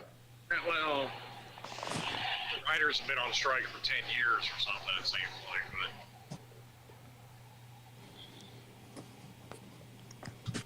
That sucks with the series because it's already bad enough to wait a year in between now. It could be even longer. Yeah, hopefully they'll reach an agreement soon. Yeah. UPS is going on strike too, so. I heard that. Yeah. I'm sure Celine will have a rant video about that. I guess it's going to mean more business for us. I also, maybe if this is true, Slim, but I saw some TikTok videos about the UPS deal, and they said that most UPS drivers who have been there for more than a couple of years, with all the overtime and stuff they get around the holidays, like the average salary is in the six figures. Yeah, I know they have good benefit plan That too. wouldn't surprise me in the least bit. Yeah, that's good money. I don't care where you live. That's good money. Yeah. I mean, I could make that if I wanted. I just choose to be home more. Yeah, that's the thing. Like, I don't know how it is normal times of the year, but like I know from like October to December, some of those guys are working like 15 hours a day, 6 days a week for like 3 months straight. Yeah, UPS, FedEx, obviously Amazon, they're all fairly bad about that. We're pretty consistent year round, but the company I work for, we've got contracts with like, you know, Nexair and Stella Jones and stuff like that. And that's all industrial stuff, so that stays pretty constant year round. I know their pilots. How is it that there's a lot of, like, you can only drive so many hours straight in a day before you have to pull off the road? Is that right? Yes, but when it comes to like FedEx, UPS, here's the thing. Hey, everybody that's heard anything about truck driving has heard about the log system that we have to keep up with. If you are not more than 100 air miles, so 100 miles in a straight line in any direction from your yard, you don't have to log your time. Oh, so okay. all you have to worry about then is just the OSHA standard of, you know, you can't be on the clock for any more than 16 hours. Okay, so the UPS people, they can drive 15, 16 hours a day because they're just driving around town. Okay. Basically, yeah. I got you. What you said was 16 hours? Some of them during the holidays, probably. No, Slim said That's OSHA regulations. 16 hours. Okay. Have you ever wanted to drive for more than 16 hours? Well, I've been on the clock for much more than 16 hours. My record was 54 straight hours on the clock. Yeah, part of the reason, I mean, some of these guys would just smoke some meth and drive for 50 hours straight. You know what I mean? That's firefighter shit, working 54 hours straight. Well, that's what I did before I was driving like this. I was on call, you know, train derailments, you know, chemical spills, whatever. You know, it was an environmental emergency response and remediation company. Yeah. So, I mean, it was what it was. You know, OSHA got pounded in your head and then went right out the window as soon as you got out on the job. Okay.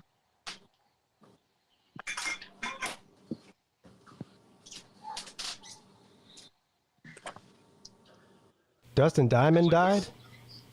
Huh? Roger Dodger says R.I.P. Dustin Diamond.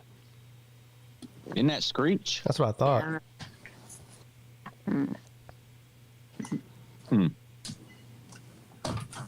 don't know what that's about.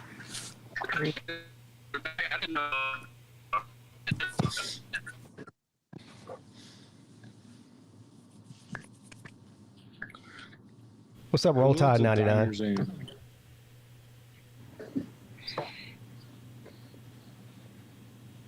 You there, buddy? Hello. Hello. Hello. Hello. Hello.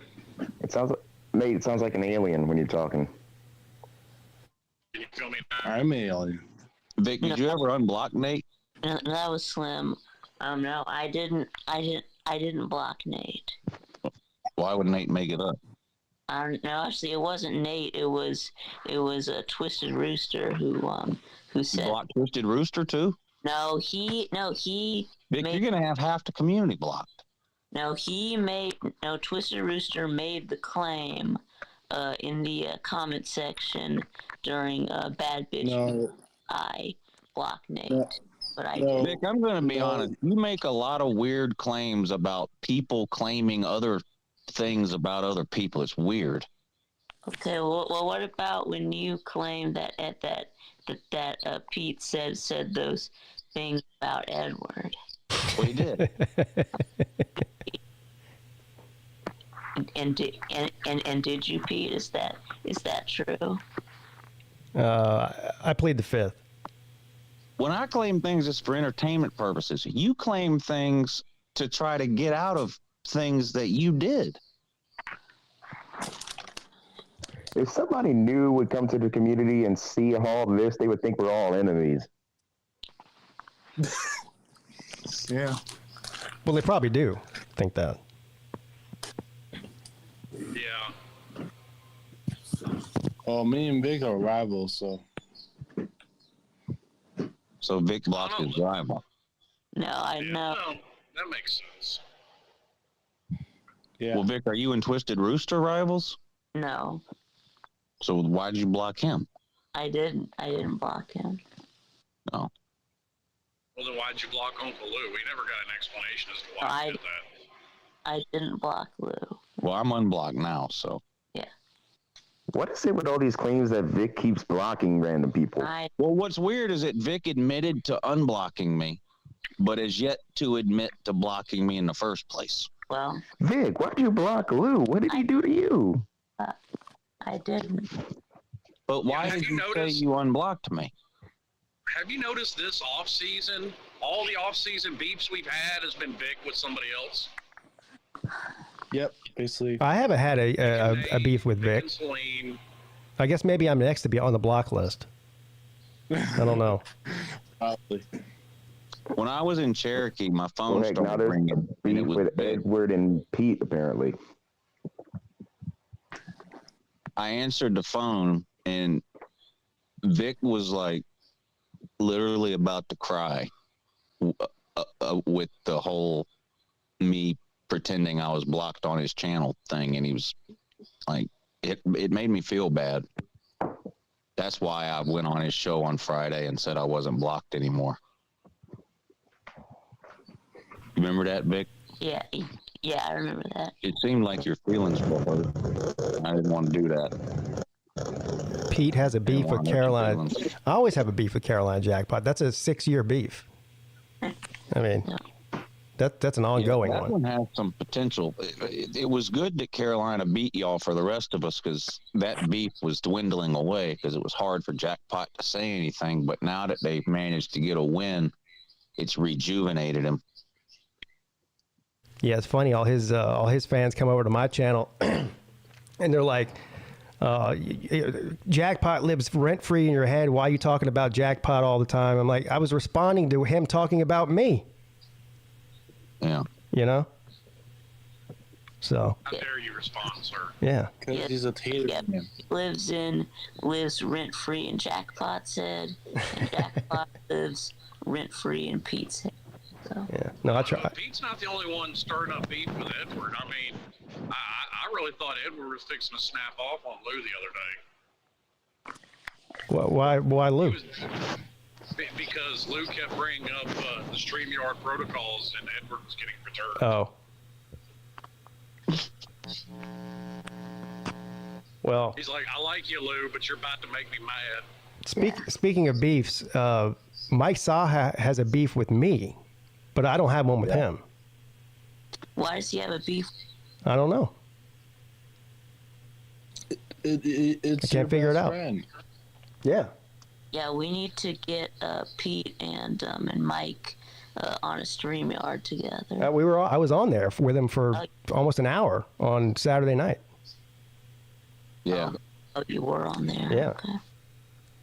Yeah. He told me I'm going to hell. Oh, yeah. Yeah. Damn. But he's not though. I saw yesterday where he did an unboxing of a combat dummy that he got in the mail. A combat dummy? Yeah, you know, one of those things that sits on a base and it's a person's torso and head, rubber torso and head. Oh, yeah. And he put that So it's together. kind of like a on punching live bag shaped like a human?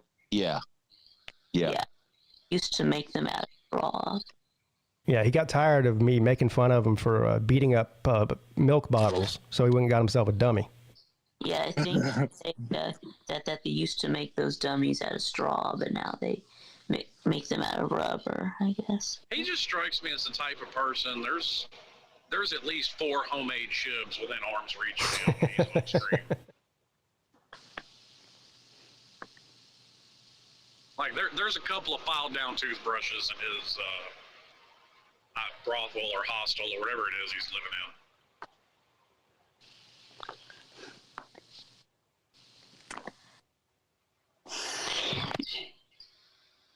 Well.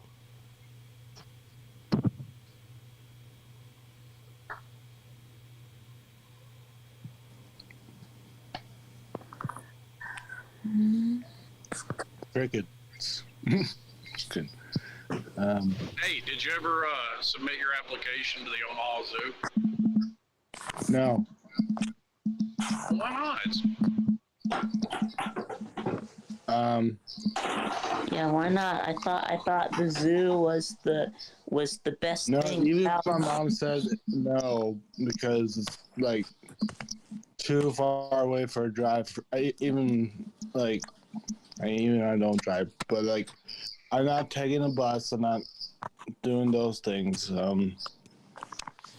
Yeah, I looked up the Omaha transit system, the bus system, and there's a bus stop right by Nate's house, and there's a bus stop right by the zoo. But he said he doesn't want to take the bus.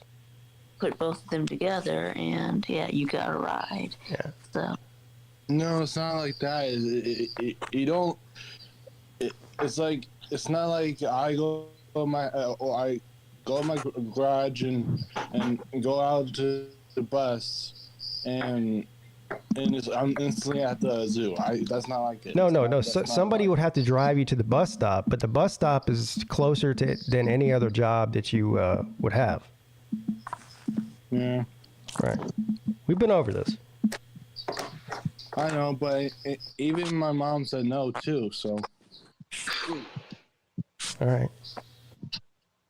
I appreciate you guys are helping. I appreciate it as I don't know if, whatever. But I do appreciate it though. So what about the Taco Bell job you said you were going to get? Well, how's that going? I'm hopefully gonna get it. Well, I'm gonna get it either way because even when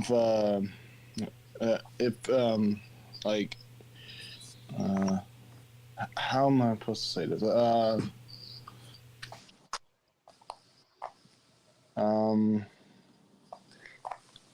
I just right now I don't know. But what I do know is that's still on my list.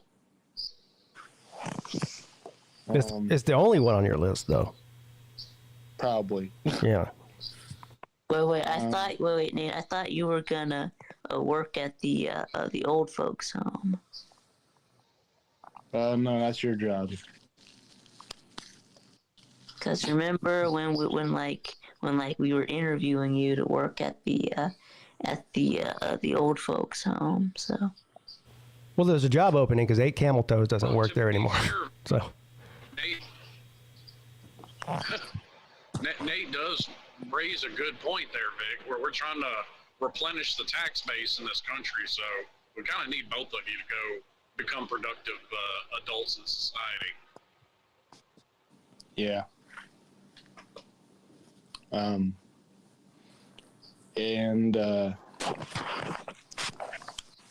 Yeah, I mean, I wouldn't mind doing working at a elderly home or society,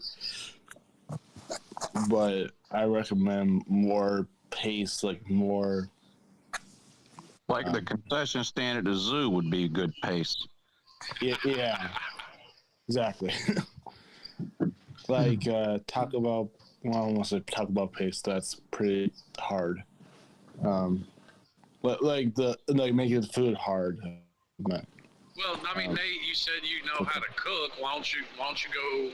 Do they have a Waffle House there in Omaha? Oh yeah, that's a good idea. Oh man, yeah. Work the night shift too. You'll never be bored. Yeah.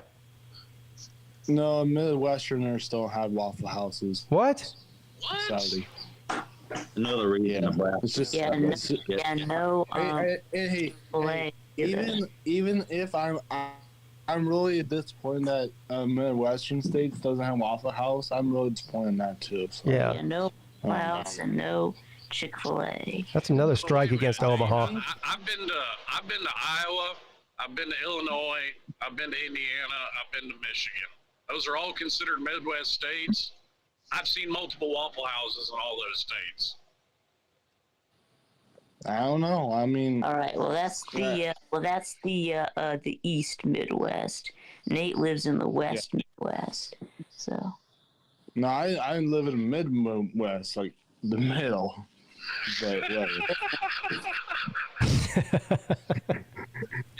he's in the Midwest.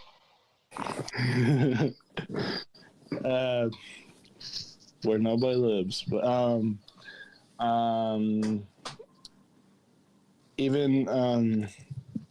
mean, there's nowhere, no breakfast restaurant comes close to Waffle House, and that's a fact. But Pete, I need you to verify this. Do a Google search. See if there's any Waffle Houses in Omaha. Yeah. I think Nate would know. Okay. Yeah. I think Nate would know. Look at that. It's there. Oop, I can't spell. There. Waffle Houses. I know. Hold on now. Missouri. There's a Yelp review. Waffle House, Omaha, Nebraska. Uh-oh, there is a Waffle House in Omaha. Let me see here. There is? I haven't seen it. Is You there? should probably go try to work there, Nate. Omaha. Oh, no, this is IHOP. That was an IHOP. Oh, never mind. It's an IHOP. Yeah. Well, there is an IHOP there, so maybe you could consider that. There's a place called Heavenly Waffles. Saddle Creek Breakfast Club. Sounds like a Waffle House ripoff. Yeah, so those are Waffle Houses, but they're not specifically Waffle House. But Right. Maybe there's a Huddle House. Maybe that's what they have there. Well, they have an IHOP. I don't even see Huddle House on here. Wow. That's just, see, What about Denny's? Denny's. Apparently, Waffle House couldn't find Nebraska on a map either. yeah, they don't have Waffle House. They have House of Waffles. Yeah, no, I'm not going there. But they do have Denny's.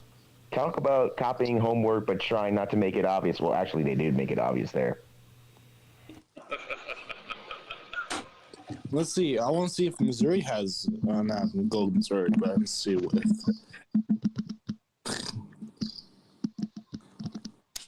Waffle House. What's another job Nate can do? I mean, is the Ringling Brothers Circus still in business? Nate, you can become a carny. I think they went out of business in 2018, Slim. I could be wrong, though. And I remember going to the Ringling Brothers and Barnum and Bailey Circus when I was a kid. They got shut down for like animal cruelty or something, didn't they? I didn't know they were out of business. Animal cruelty? Oh, yes. Animal cruelty, yeah. I mean, hey, listen, what they've done is no worse than, Siegfried and Roy putting a Nazi helmet on that tiger and making it ride a unicycle. Well, Tiger didn't like it either, apparently. Apparently not. How does a tiger ride a unicycle? Very carefully.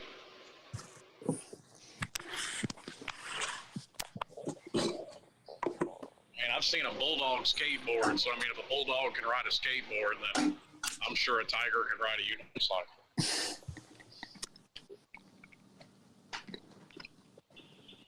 Yeah, I don't even think circuses are a thing anymore. That's a shame. I don't know either. Yeah, I went to the. It's like a lot of things. Yeah, I went to the. In the 2000s, 2010s, it was a passing fad. Yeah, I went to the circus in Atlanta one time, but. Yeah. My generation's probably the last generation that'll ever go to a circus. When were you born? 1999. I'm like 3 years old. Hence how Roadside 99 got its name. Yeah. God, I was already into a drug habit by 1999. Well, Matt Dunn, but that's a good idea. The state fair, except that's only once a year. Yeah, it's once a year. Yeah. What else? Holy shit. But I mean, if you worked for this, you'd have to travel because you go to a different. Man, what if I were a flight attendee? Because I'm a travel. A flight attendant? Could you imagine?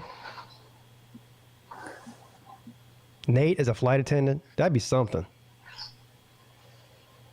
I think you're too tall. I have to travel.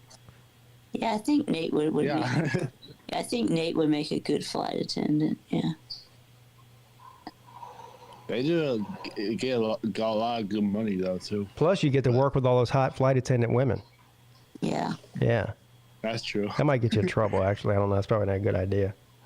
Plus, you'd get to spend a lot less time in Oklahoma, or Nebraska, or wherever you are.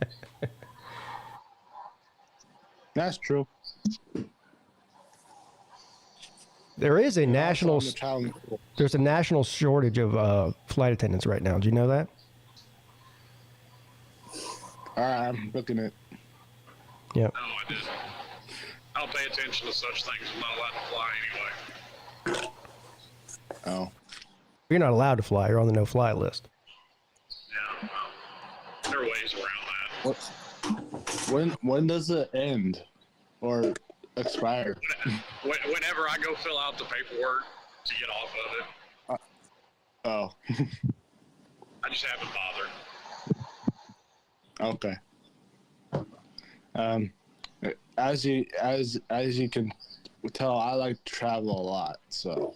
Well, how about this, Nate? You could be a rodeo clown. Yeah. You know what? You're the guy that goes out there whenever the what do you call those people that ride the bull? Bull riders. Oh, yeah. Whenever the bull rider falls off of the bull, you have to run out there and distract the bull so that they can get off of the out of there safely. You know, so then the bull chases you. Oh hell no! I probably. And the best part is you get to dress up like an actual clown when you do it. Well, you get a padded barrel to jump into, Nate. Yeah. Yeah, I'm good. I don't want to get killed. No, there's like pillows and shit in the barrel that you jump into.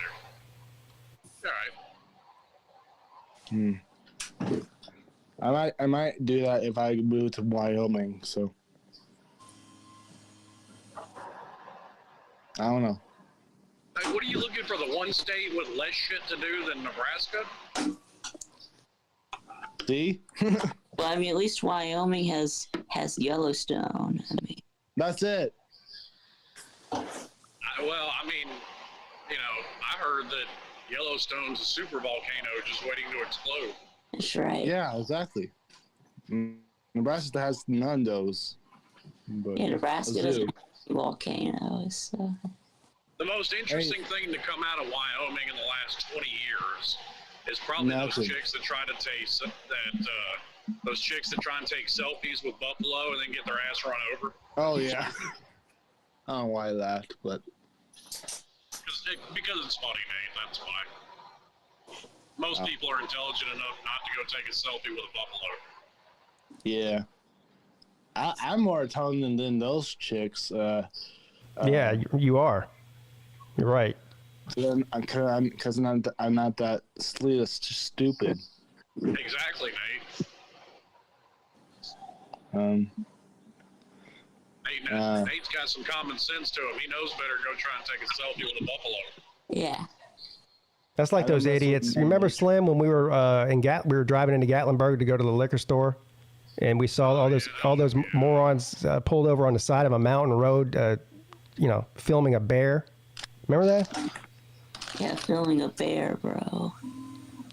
The filming the bear part, that wasn't even the worst part. The bad part was they pulled over on the shoulder of this tiny little mountain road where it's all windy.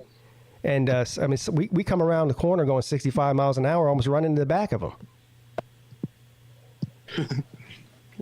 Yeah. Yeah, I wouldn't do that. I don't mess with Mother Nature. Unless it's needing help, like pick it up, recycle or what else? Well, if you like animals, Nate, maybe you should go get a job with PETA. Yeah, or get a job. No, never mind. How about you have like a local, like a minor league baseball team or something around there? Oh, yeah, we do have a minor league baseball or sports association. What about you walk up and down the stands and sell peanuts? Yeah, that would be a good idea. Yeah. Well, like a concession stand, like. No, you're the peanut man. I mean, No, you're the guy that's walking in the stands, so people don't have to walk to the concession stand and get their peanuts. Yeah, Nate. Yeah, Nate. I don't know if they do that anymore, but Yeah, they I'll do. try. Of course they do. It's not a baseball stadium if they don't walk around and sell peanuts. I'm sorry. Yeah. Or hot dogs. Or Cracker Jacks. Man, I want to do that. I wanted to do that hot dogs eating contest. Now, you can't eat them, Nate. You have to sell them. Oh. There you go. Yeah.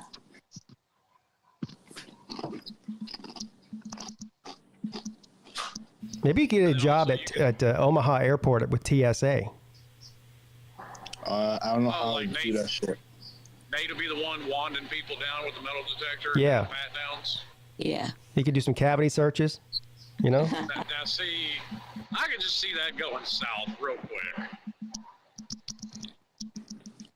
Oh, with women? Oh, yeah, probably. All right, guys, I gotta go. I'll see y'all later. All right, see you later, buddy. All right, see you real quick. But yeah, if I did that, I'd probably be fired. Yeah, how come nobody's thought about this yet? How about a Walmart greeter? Who was that? You're the guy that stands out in front of the Walmart and says hello to people when they walk in, and when they walk out, you harass them for their receipt. Yeah, you gotta check everybody's receipt when they walk Okay, out. actually, Or I might do Sam's. that. I do that. I only do have a Sam's Club, so or Costco. What else? Well, actually, I might do that at Walmart meet and greet thing job. So Nate, I'm going to bring something up that okay, maybe a downer, but hopefully you'll think about it seriously. What about seriously helping folks in the Special Olympics? Why not do that? That's another travel I would job. love to do that. I'm serious, man. They would love you. They would love you. I would love to do that. Yeah, I mean, I've been in the Special Olympics before. Yep. So. Yeah, they need help, and everybody. That'd be a good fit for me. Yeah. That's only once a year, though, isn't it? Oh no, it's a year-round thing. They have to raise money. Oh. They have to organize events. They have to do qualifying rounds. I mean, it's a lot of work. I mean, it's a big deal. It's a lot of organization. So. Plus, I'm in the Special Olympics too, but I can also volunteer. Yep.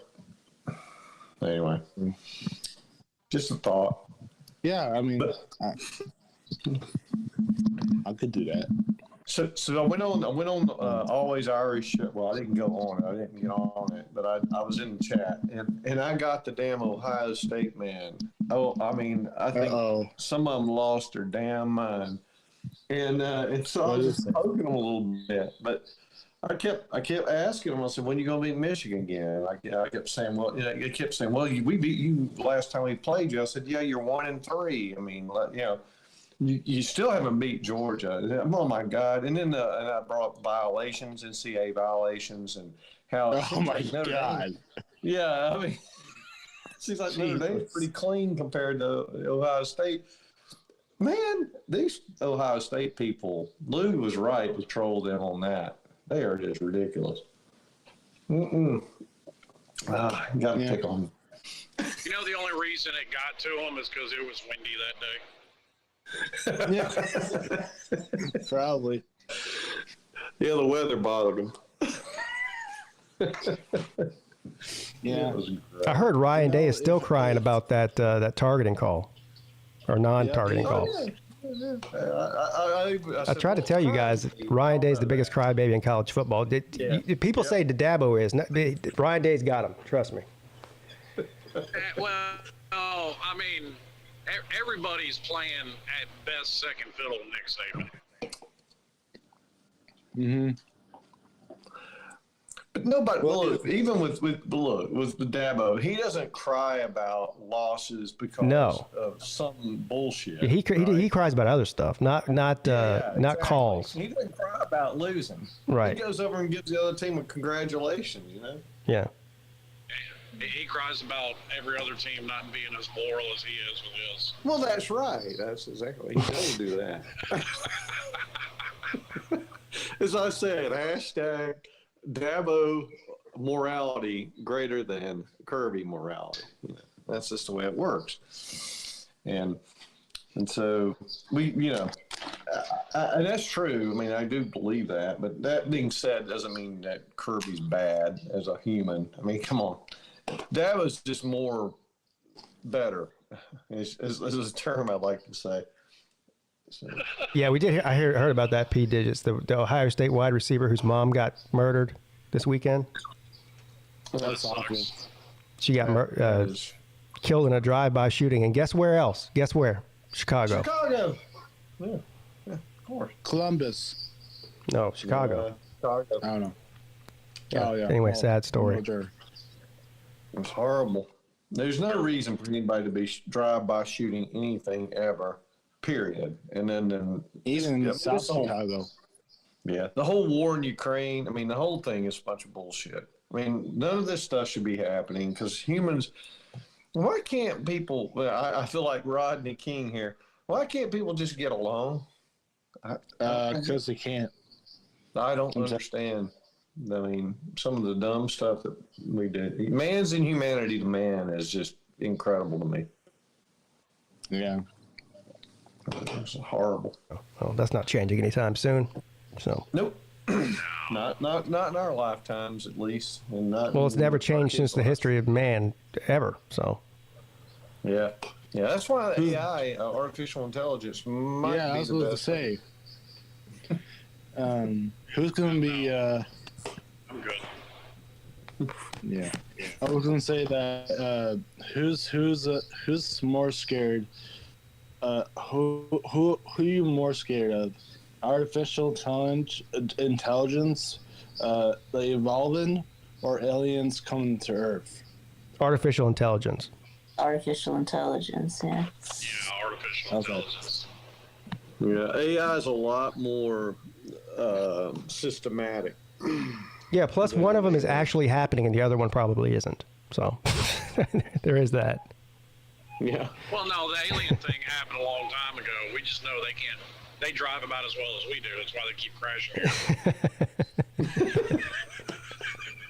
here. Yeah. Yeah.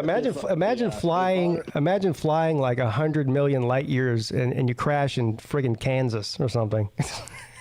New Mexico. Yeah, Superman did. Yeah. I mean, that's called a miscalculation.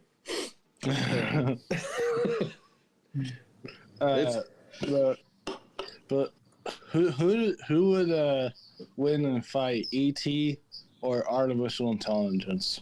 What? You mean which ET? You mean ET? You mean ET alien?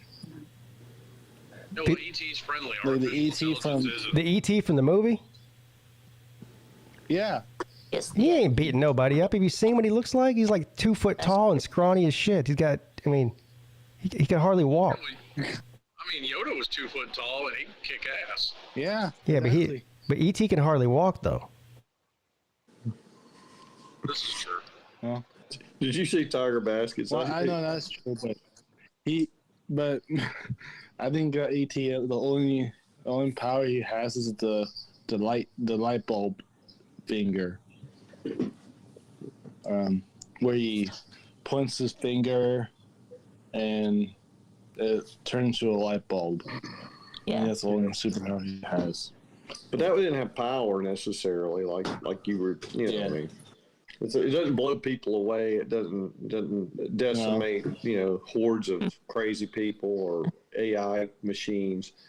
So no, it ain't gonna work.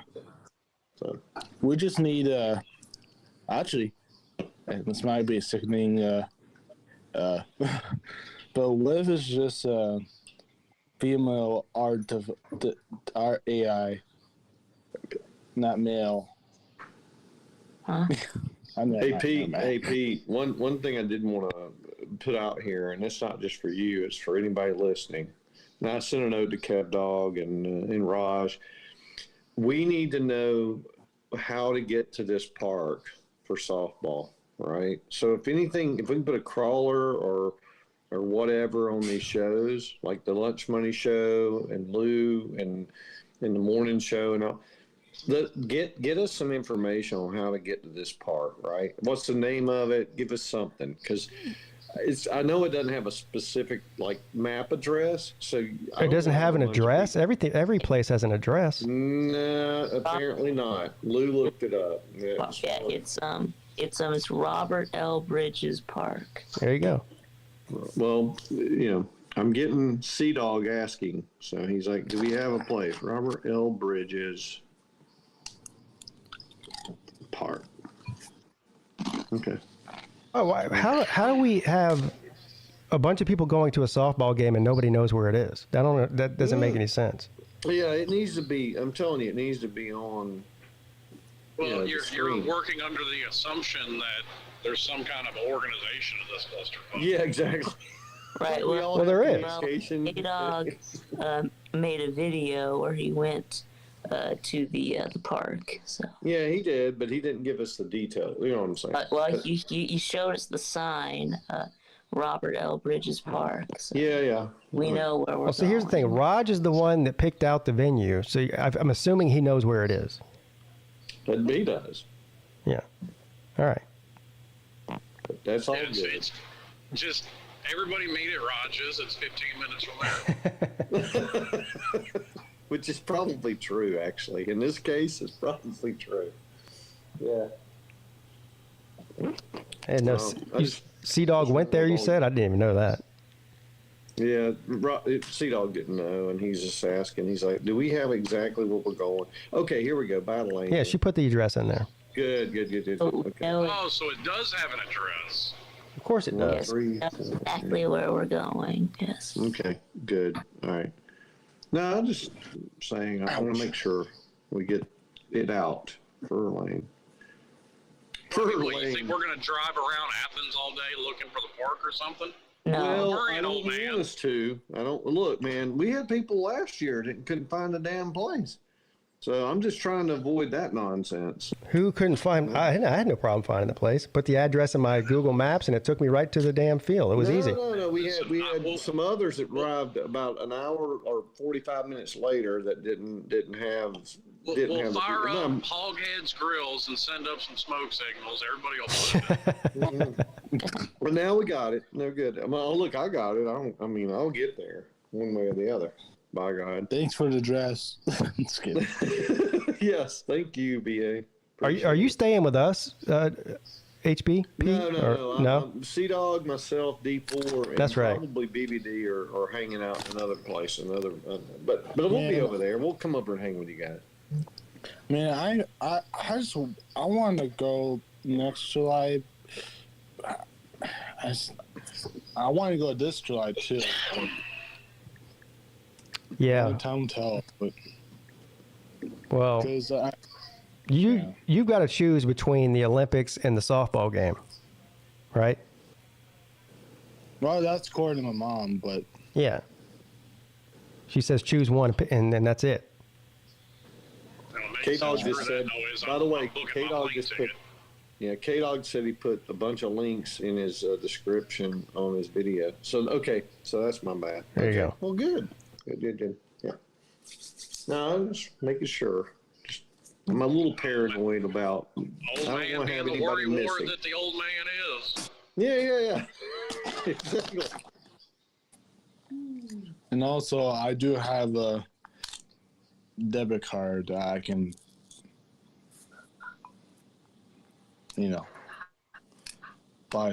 buy. But I'm not gonna do that this year. But I have my own money. Right, so you gotta save up the money to come to be able to go next year. Yep. Speaking of Slav Olympics, I need to book my hotel room. Yeah, I haven't done that yet either. But you remember when I called that lady, she did say that she would give us a group discount. She did. Yeah. So it may behoove us to have a little more organization to it this time. We're at the day. They didn't offer that in Charleston at the place we were staying. I asked. They didn't offer it. Yeah. I remember that. Also, it was pretty nice place too. But well, that wasn't nice at all, but it was right on the beach. That's what I meant. Yeah. Well, actually, wait. I mean, that place was something, man. That was a good place. I would just say. No, the bathroom was, the bathrooms were too small. But. Yeah. Yeah. Well, for you, for certain. Everything about that. I mean, it's like a Motel 6 on the beach. Is basically what it was like. Yeah. But they didn't mess with us. That's the main thing. They were nice. So that's all that counts. Well, and I don't think we're going to have much problem with that in Panama City because, I mean, let's be honest, we'll probably be the least rowdy bunch they have to deal with. Right. Maybe on the first day, when I get there, or not when me and my mom get there. Hopefully, my aunt can come, but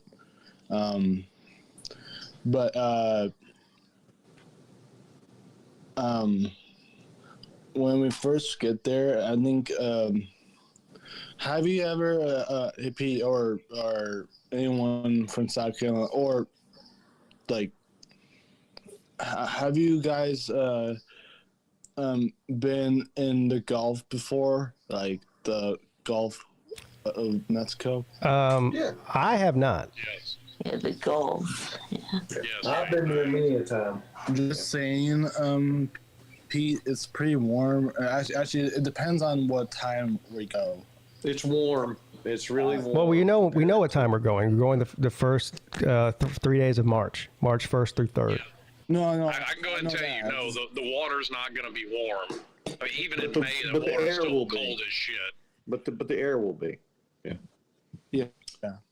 Well, I'm just saying that's why I meant the time of the month. Like what Slim said, like it's gonna be cold as shit. The weather will be warm. The water will be cold. But it's not gonna be cold as the Atlantic. Probably not. It's not. No, but it's gonna be like. Yeah, it's not Well, gonna but be cold it's not going to be. I mean, look, you ain't going to get 88-degree water, okay? Which is awesome. Yeah, it's not going to be as cold as California either. But. Oh, I forgot. Is Pacific more Pacific Ocean more cold or Atlantic? Yes. Cold, yes. The West Coast is cold. Yeah, It Pacific. Cold, yes. Because I've never been. Cold all year. That stays pretty much the same all year. So. Yeah. I'm probably swim in the water in the Gulf. Hopefully don't get eaten by sharks, but Hey, P-Ditch, the problem with P-Ditch not playing means we got a ringer in the damn Raj camp again this year. So is Pete, but I thought P Digits was playing, so. He said he's going to sit it out and watch because he didn't like what he saw with Law Tide. And my only point is P-Ditch, it's not that bad. Come on. And plus, it's not like a MLB game. Only gonna be The only reason that Law Tide got sick is because he chugged like a gallon of water right before he got up to bat. It's only Yeah. only gonna be a high of 89 on Saturdays. Yeah, we'll be fine. I mean, Come on. Nothing like last year. Last year was almost 100. Seriously. I guarantee the heat index was well over 100. It was hot, but I mean, the game only lasted like I live streamed the whole thing. I don't know how my live stream was. An hour and 15. It wasn't even that long. Maybe an hour and a half at the most. But that 100, I mean, it was over 100 real fill, and I was just like, damn. Every time I had to go out there.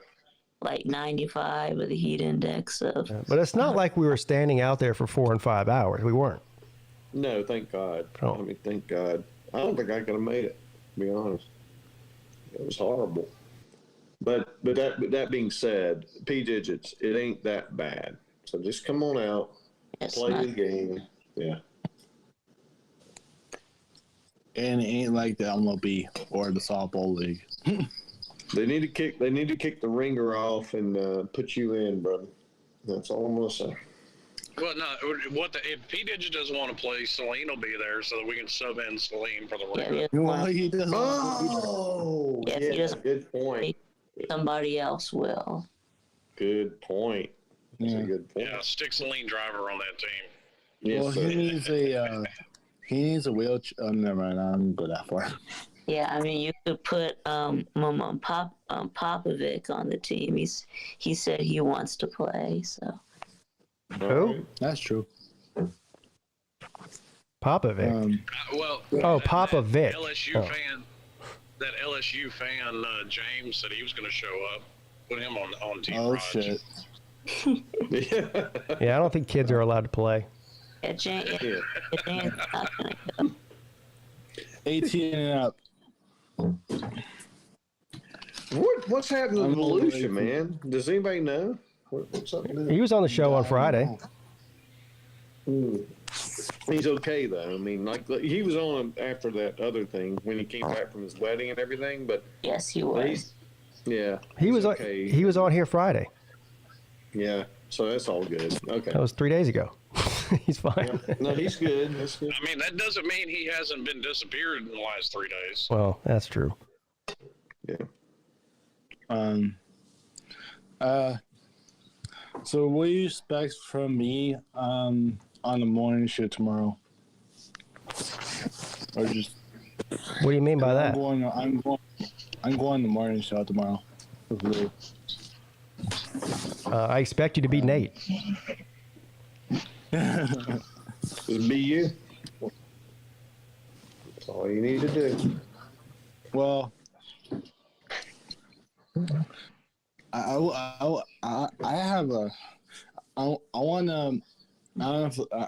pretty sure Lou is listening or probably doing something else, but if he is listening, Lou, we should do like a capitals quiz, U.S. capital quiz, which is my favorite quiz. Right.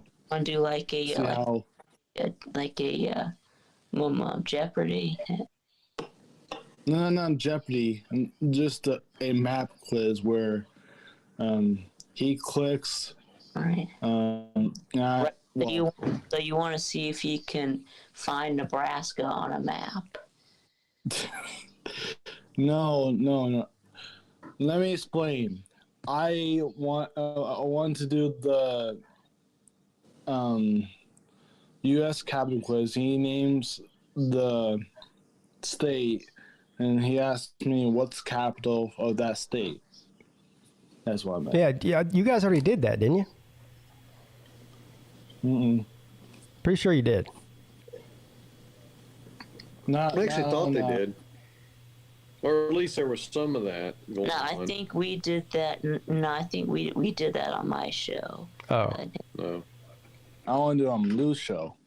Yeah, we played like state capitals, Jeopardy. Yeah. Well, Battle Angel says it's going to be 89. Well, this is what the weather report says: 89 degrees with a 40% chance of rain in the late afternoon. If that's the case, that's great. Anything under 90 degrees is a win. Yeah, we're going to be okay. Yeah. Are you hoping for rain? Not during the game, no. You don't want heat. You don't want painful heat. I mean, overcast. No, not the heat. Chance Just of the rain. rain. I'm just asking because I'd take 100 plus degrees over that bullshit and Pigeon Forge. Oh yeah, no doubt. Oh, that sucked. Oh yeah, you're welcome. That fucking I rocked the sucked. Nebraska weather. Yeah, you did.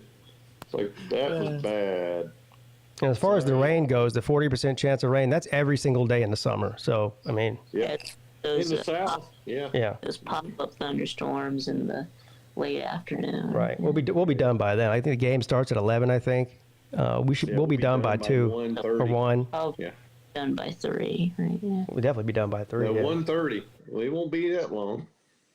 It'll be quick. So, But the good news is, Sorry, go ahead. hey, it's as long as we don't have 99 degree to 100 plus degree kind of shit. I mean, It might be a high of 89, but a heat index of 99. Yeah. Yeah. If it rains, it won't be. Are we still playing in the rain? I think we should. Well, not if it's I'm not swinging an aluminum bat around if it's lightning, and neither should you. Well, no, if there's lightning, no. But Oh, I'm yeah. saying if it's raining, I'm like, what the hell? Who cares? You know? Well, come on No now. lightning yet. Don't be a pussy about it. Be all right. Yeah, if you want to swing around a lightning rod, go ahead. It's natural selection. P has a point too because we're using, or not me, but you guys are using aluminum bats mostly. And I'll get out there with an aluminum bat and a tinfoil hat. It'll be all right. You should, if you wanna avoid the aluminum bat situation, use a wood bat. Really, I sure it's not aluminium. Same thing. Yeah, and an aluminium bat. Millennium, is that better? Yeah. So I would agree with you. You go with wood, but we don't have wood bats in this game. You don't use wood bats in softball, dude. Yeah, you don't have them in softball. It's the ideal thing to do if you want to avoid getting struck by lightning. Well, yeah, sometimes you just got to do that. The first way to avoid being struck by lightning is not being out in it. That's number one. With an aluminum bat in your hand. I mean, geez. It's like having a golf club. Strike it. I mean, come on, man. Got to be smarter than that. At least a little bit. But then, I can't wait till we get out there and start swinging the bats and start throwing the balls. It's going to be a great game. I do believe that it's going to be so fun. And Mrs. Pete's going to be giving a shit the whole time. I guarantee it's going to be great. I can't even wait. It's going to be good. But that being said, when the weather rolls in, if it doesn't lightning and there's rain, we keep playing. As long as there's not lightning. So that's all. I don't want anybody to say, it's raining. We got to postpone the game. No.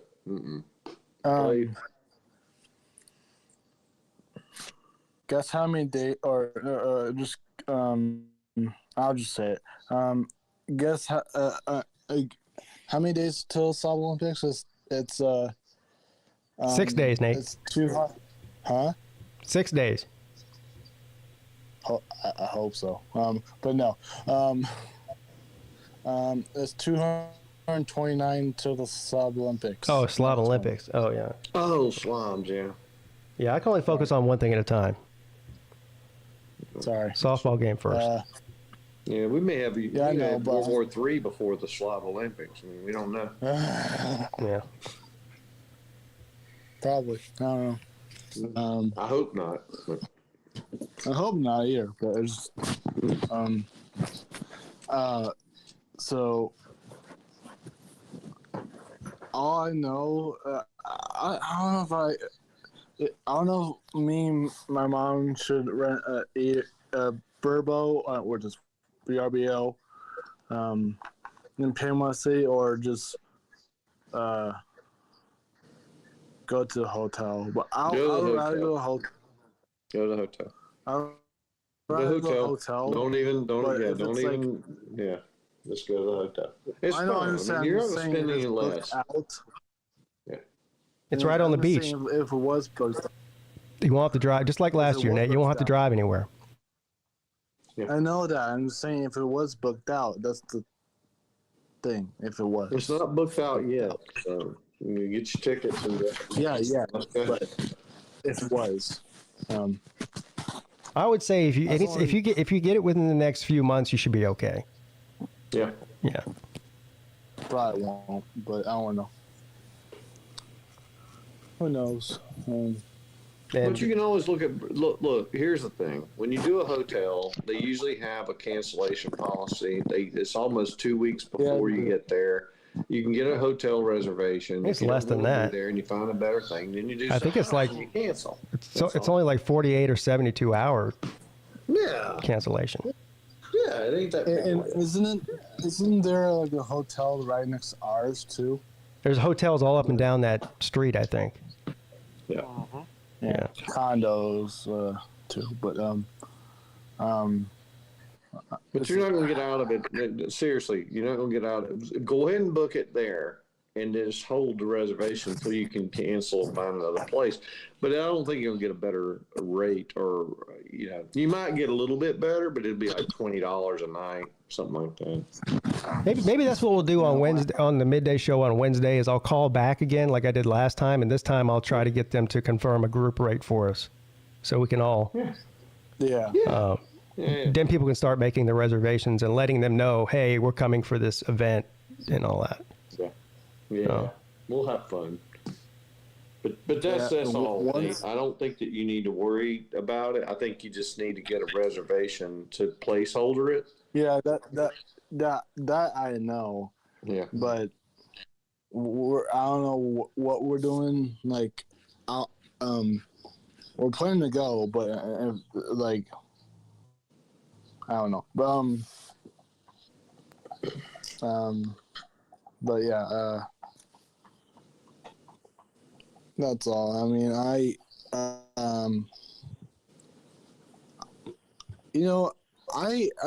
I've seen images. I don't know why going off topic now, but screw it.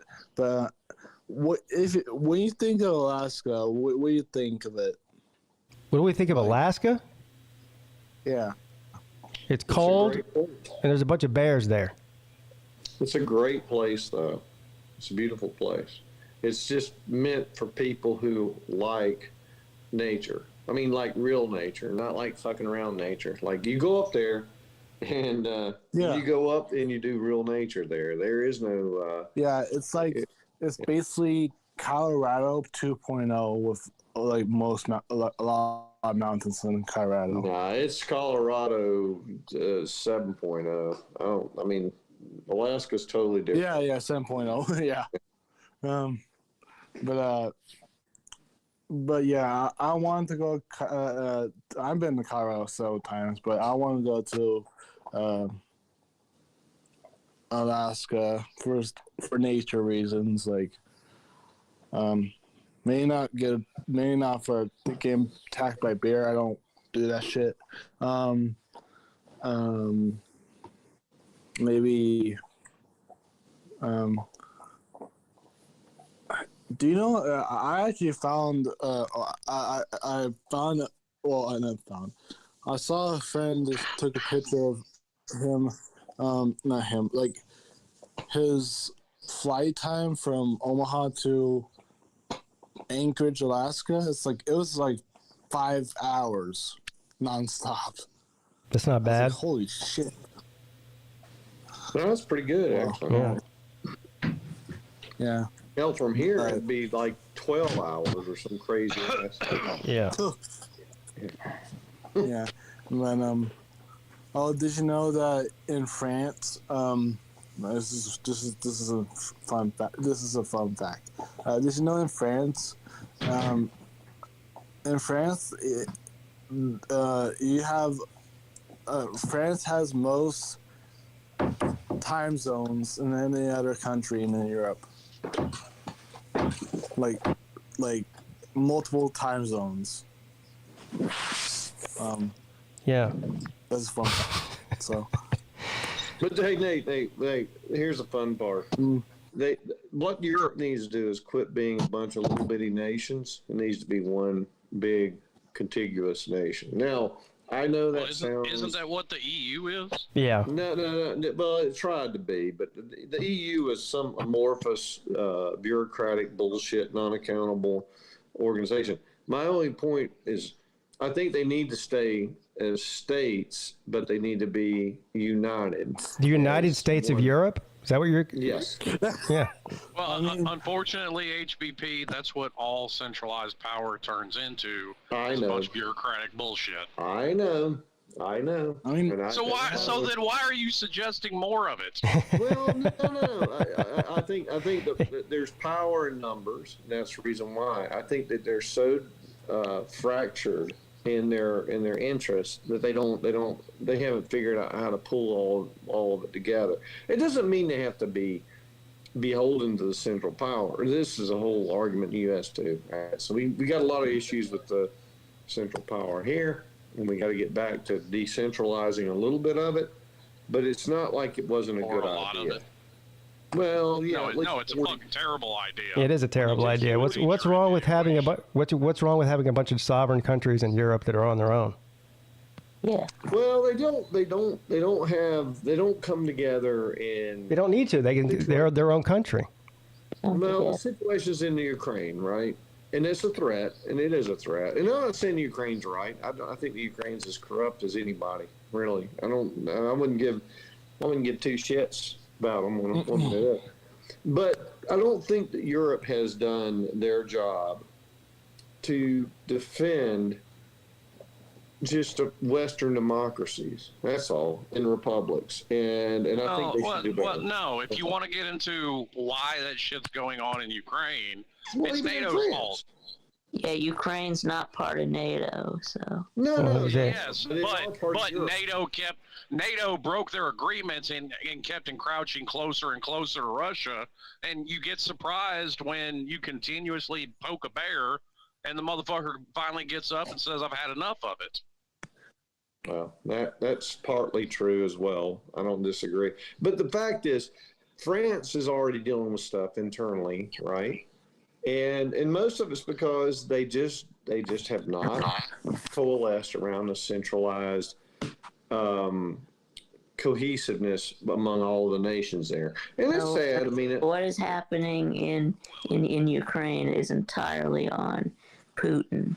So no, it's not. Entirely on. No, I disagree. To invade Ukraine. So well, because Ukraine, look, they always want to push the envelope. They've been pushing the envelope. Well, it was instigated by the people that you want. The rest of the European countries instigated this too. Yeah, I agree. Oh, I agree with that. There's a lot of blame to go around for that war. That's for sure. Yeah, it's a bunch of shit. And I mean, as far as France goes, I mean, they're second only to Mexico in how many times they've had revolutions. So this is kind of SOP for France. Yeah, I know. Yeah. SOP. Standard operating procedure. Oh.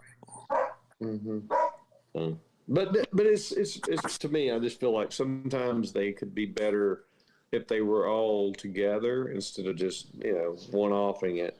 All right. But at the same time, I mean, Slim, I hear you on the U.S. I mean, probably 40-something%. We need to disseminate our centralized government, but I don't think it needs to be completely dismantled because that's one of the reasons why we are what we are. I mean, well, I've never said completely dismantle it, Yeah. but last time I checked, Article 1 clearly outlines what the federal government's supposed to do.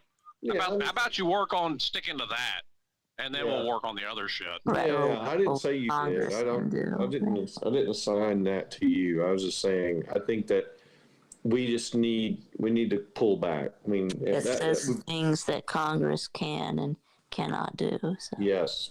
Yeah. Yep. We got to get back. Well, I'm not going to say that there's a problem with something and not offer a solution.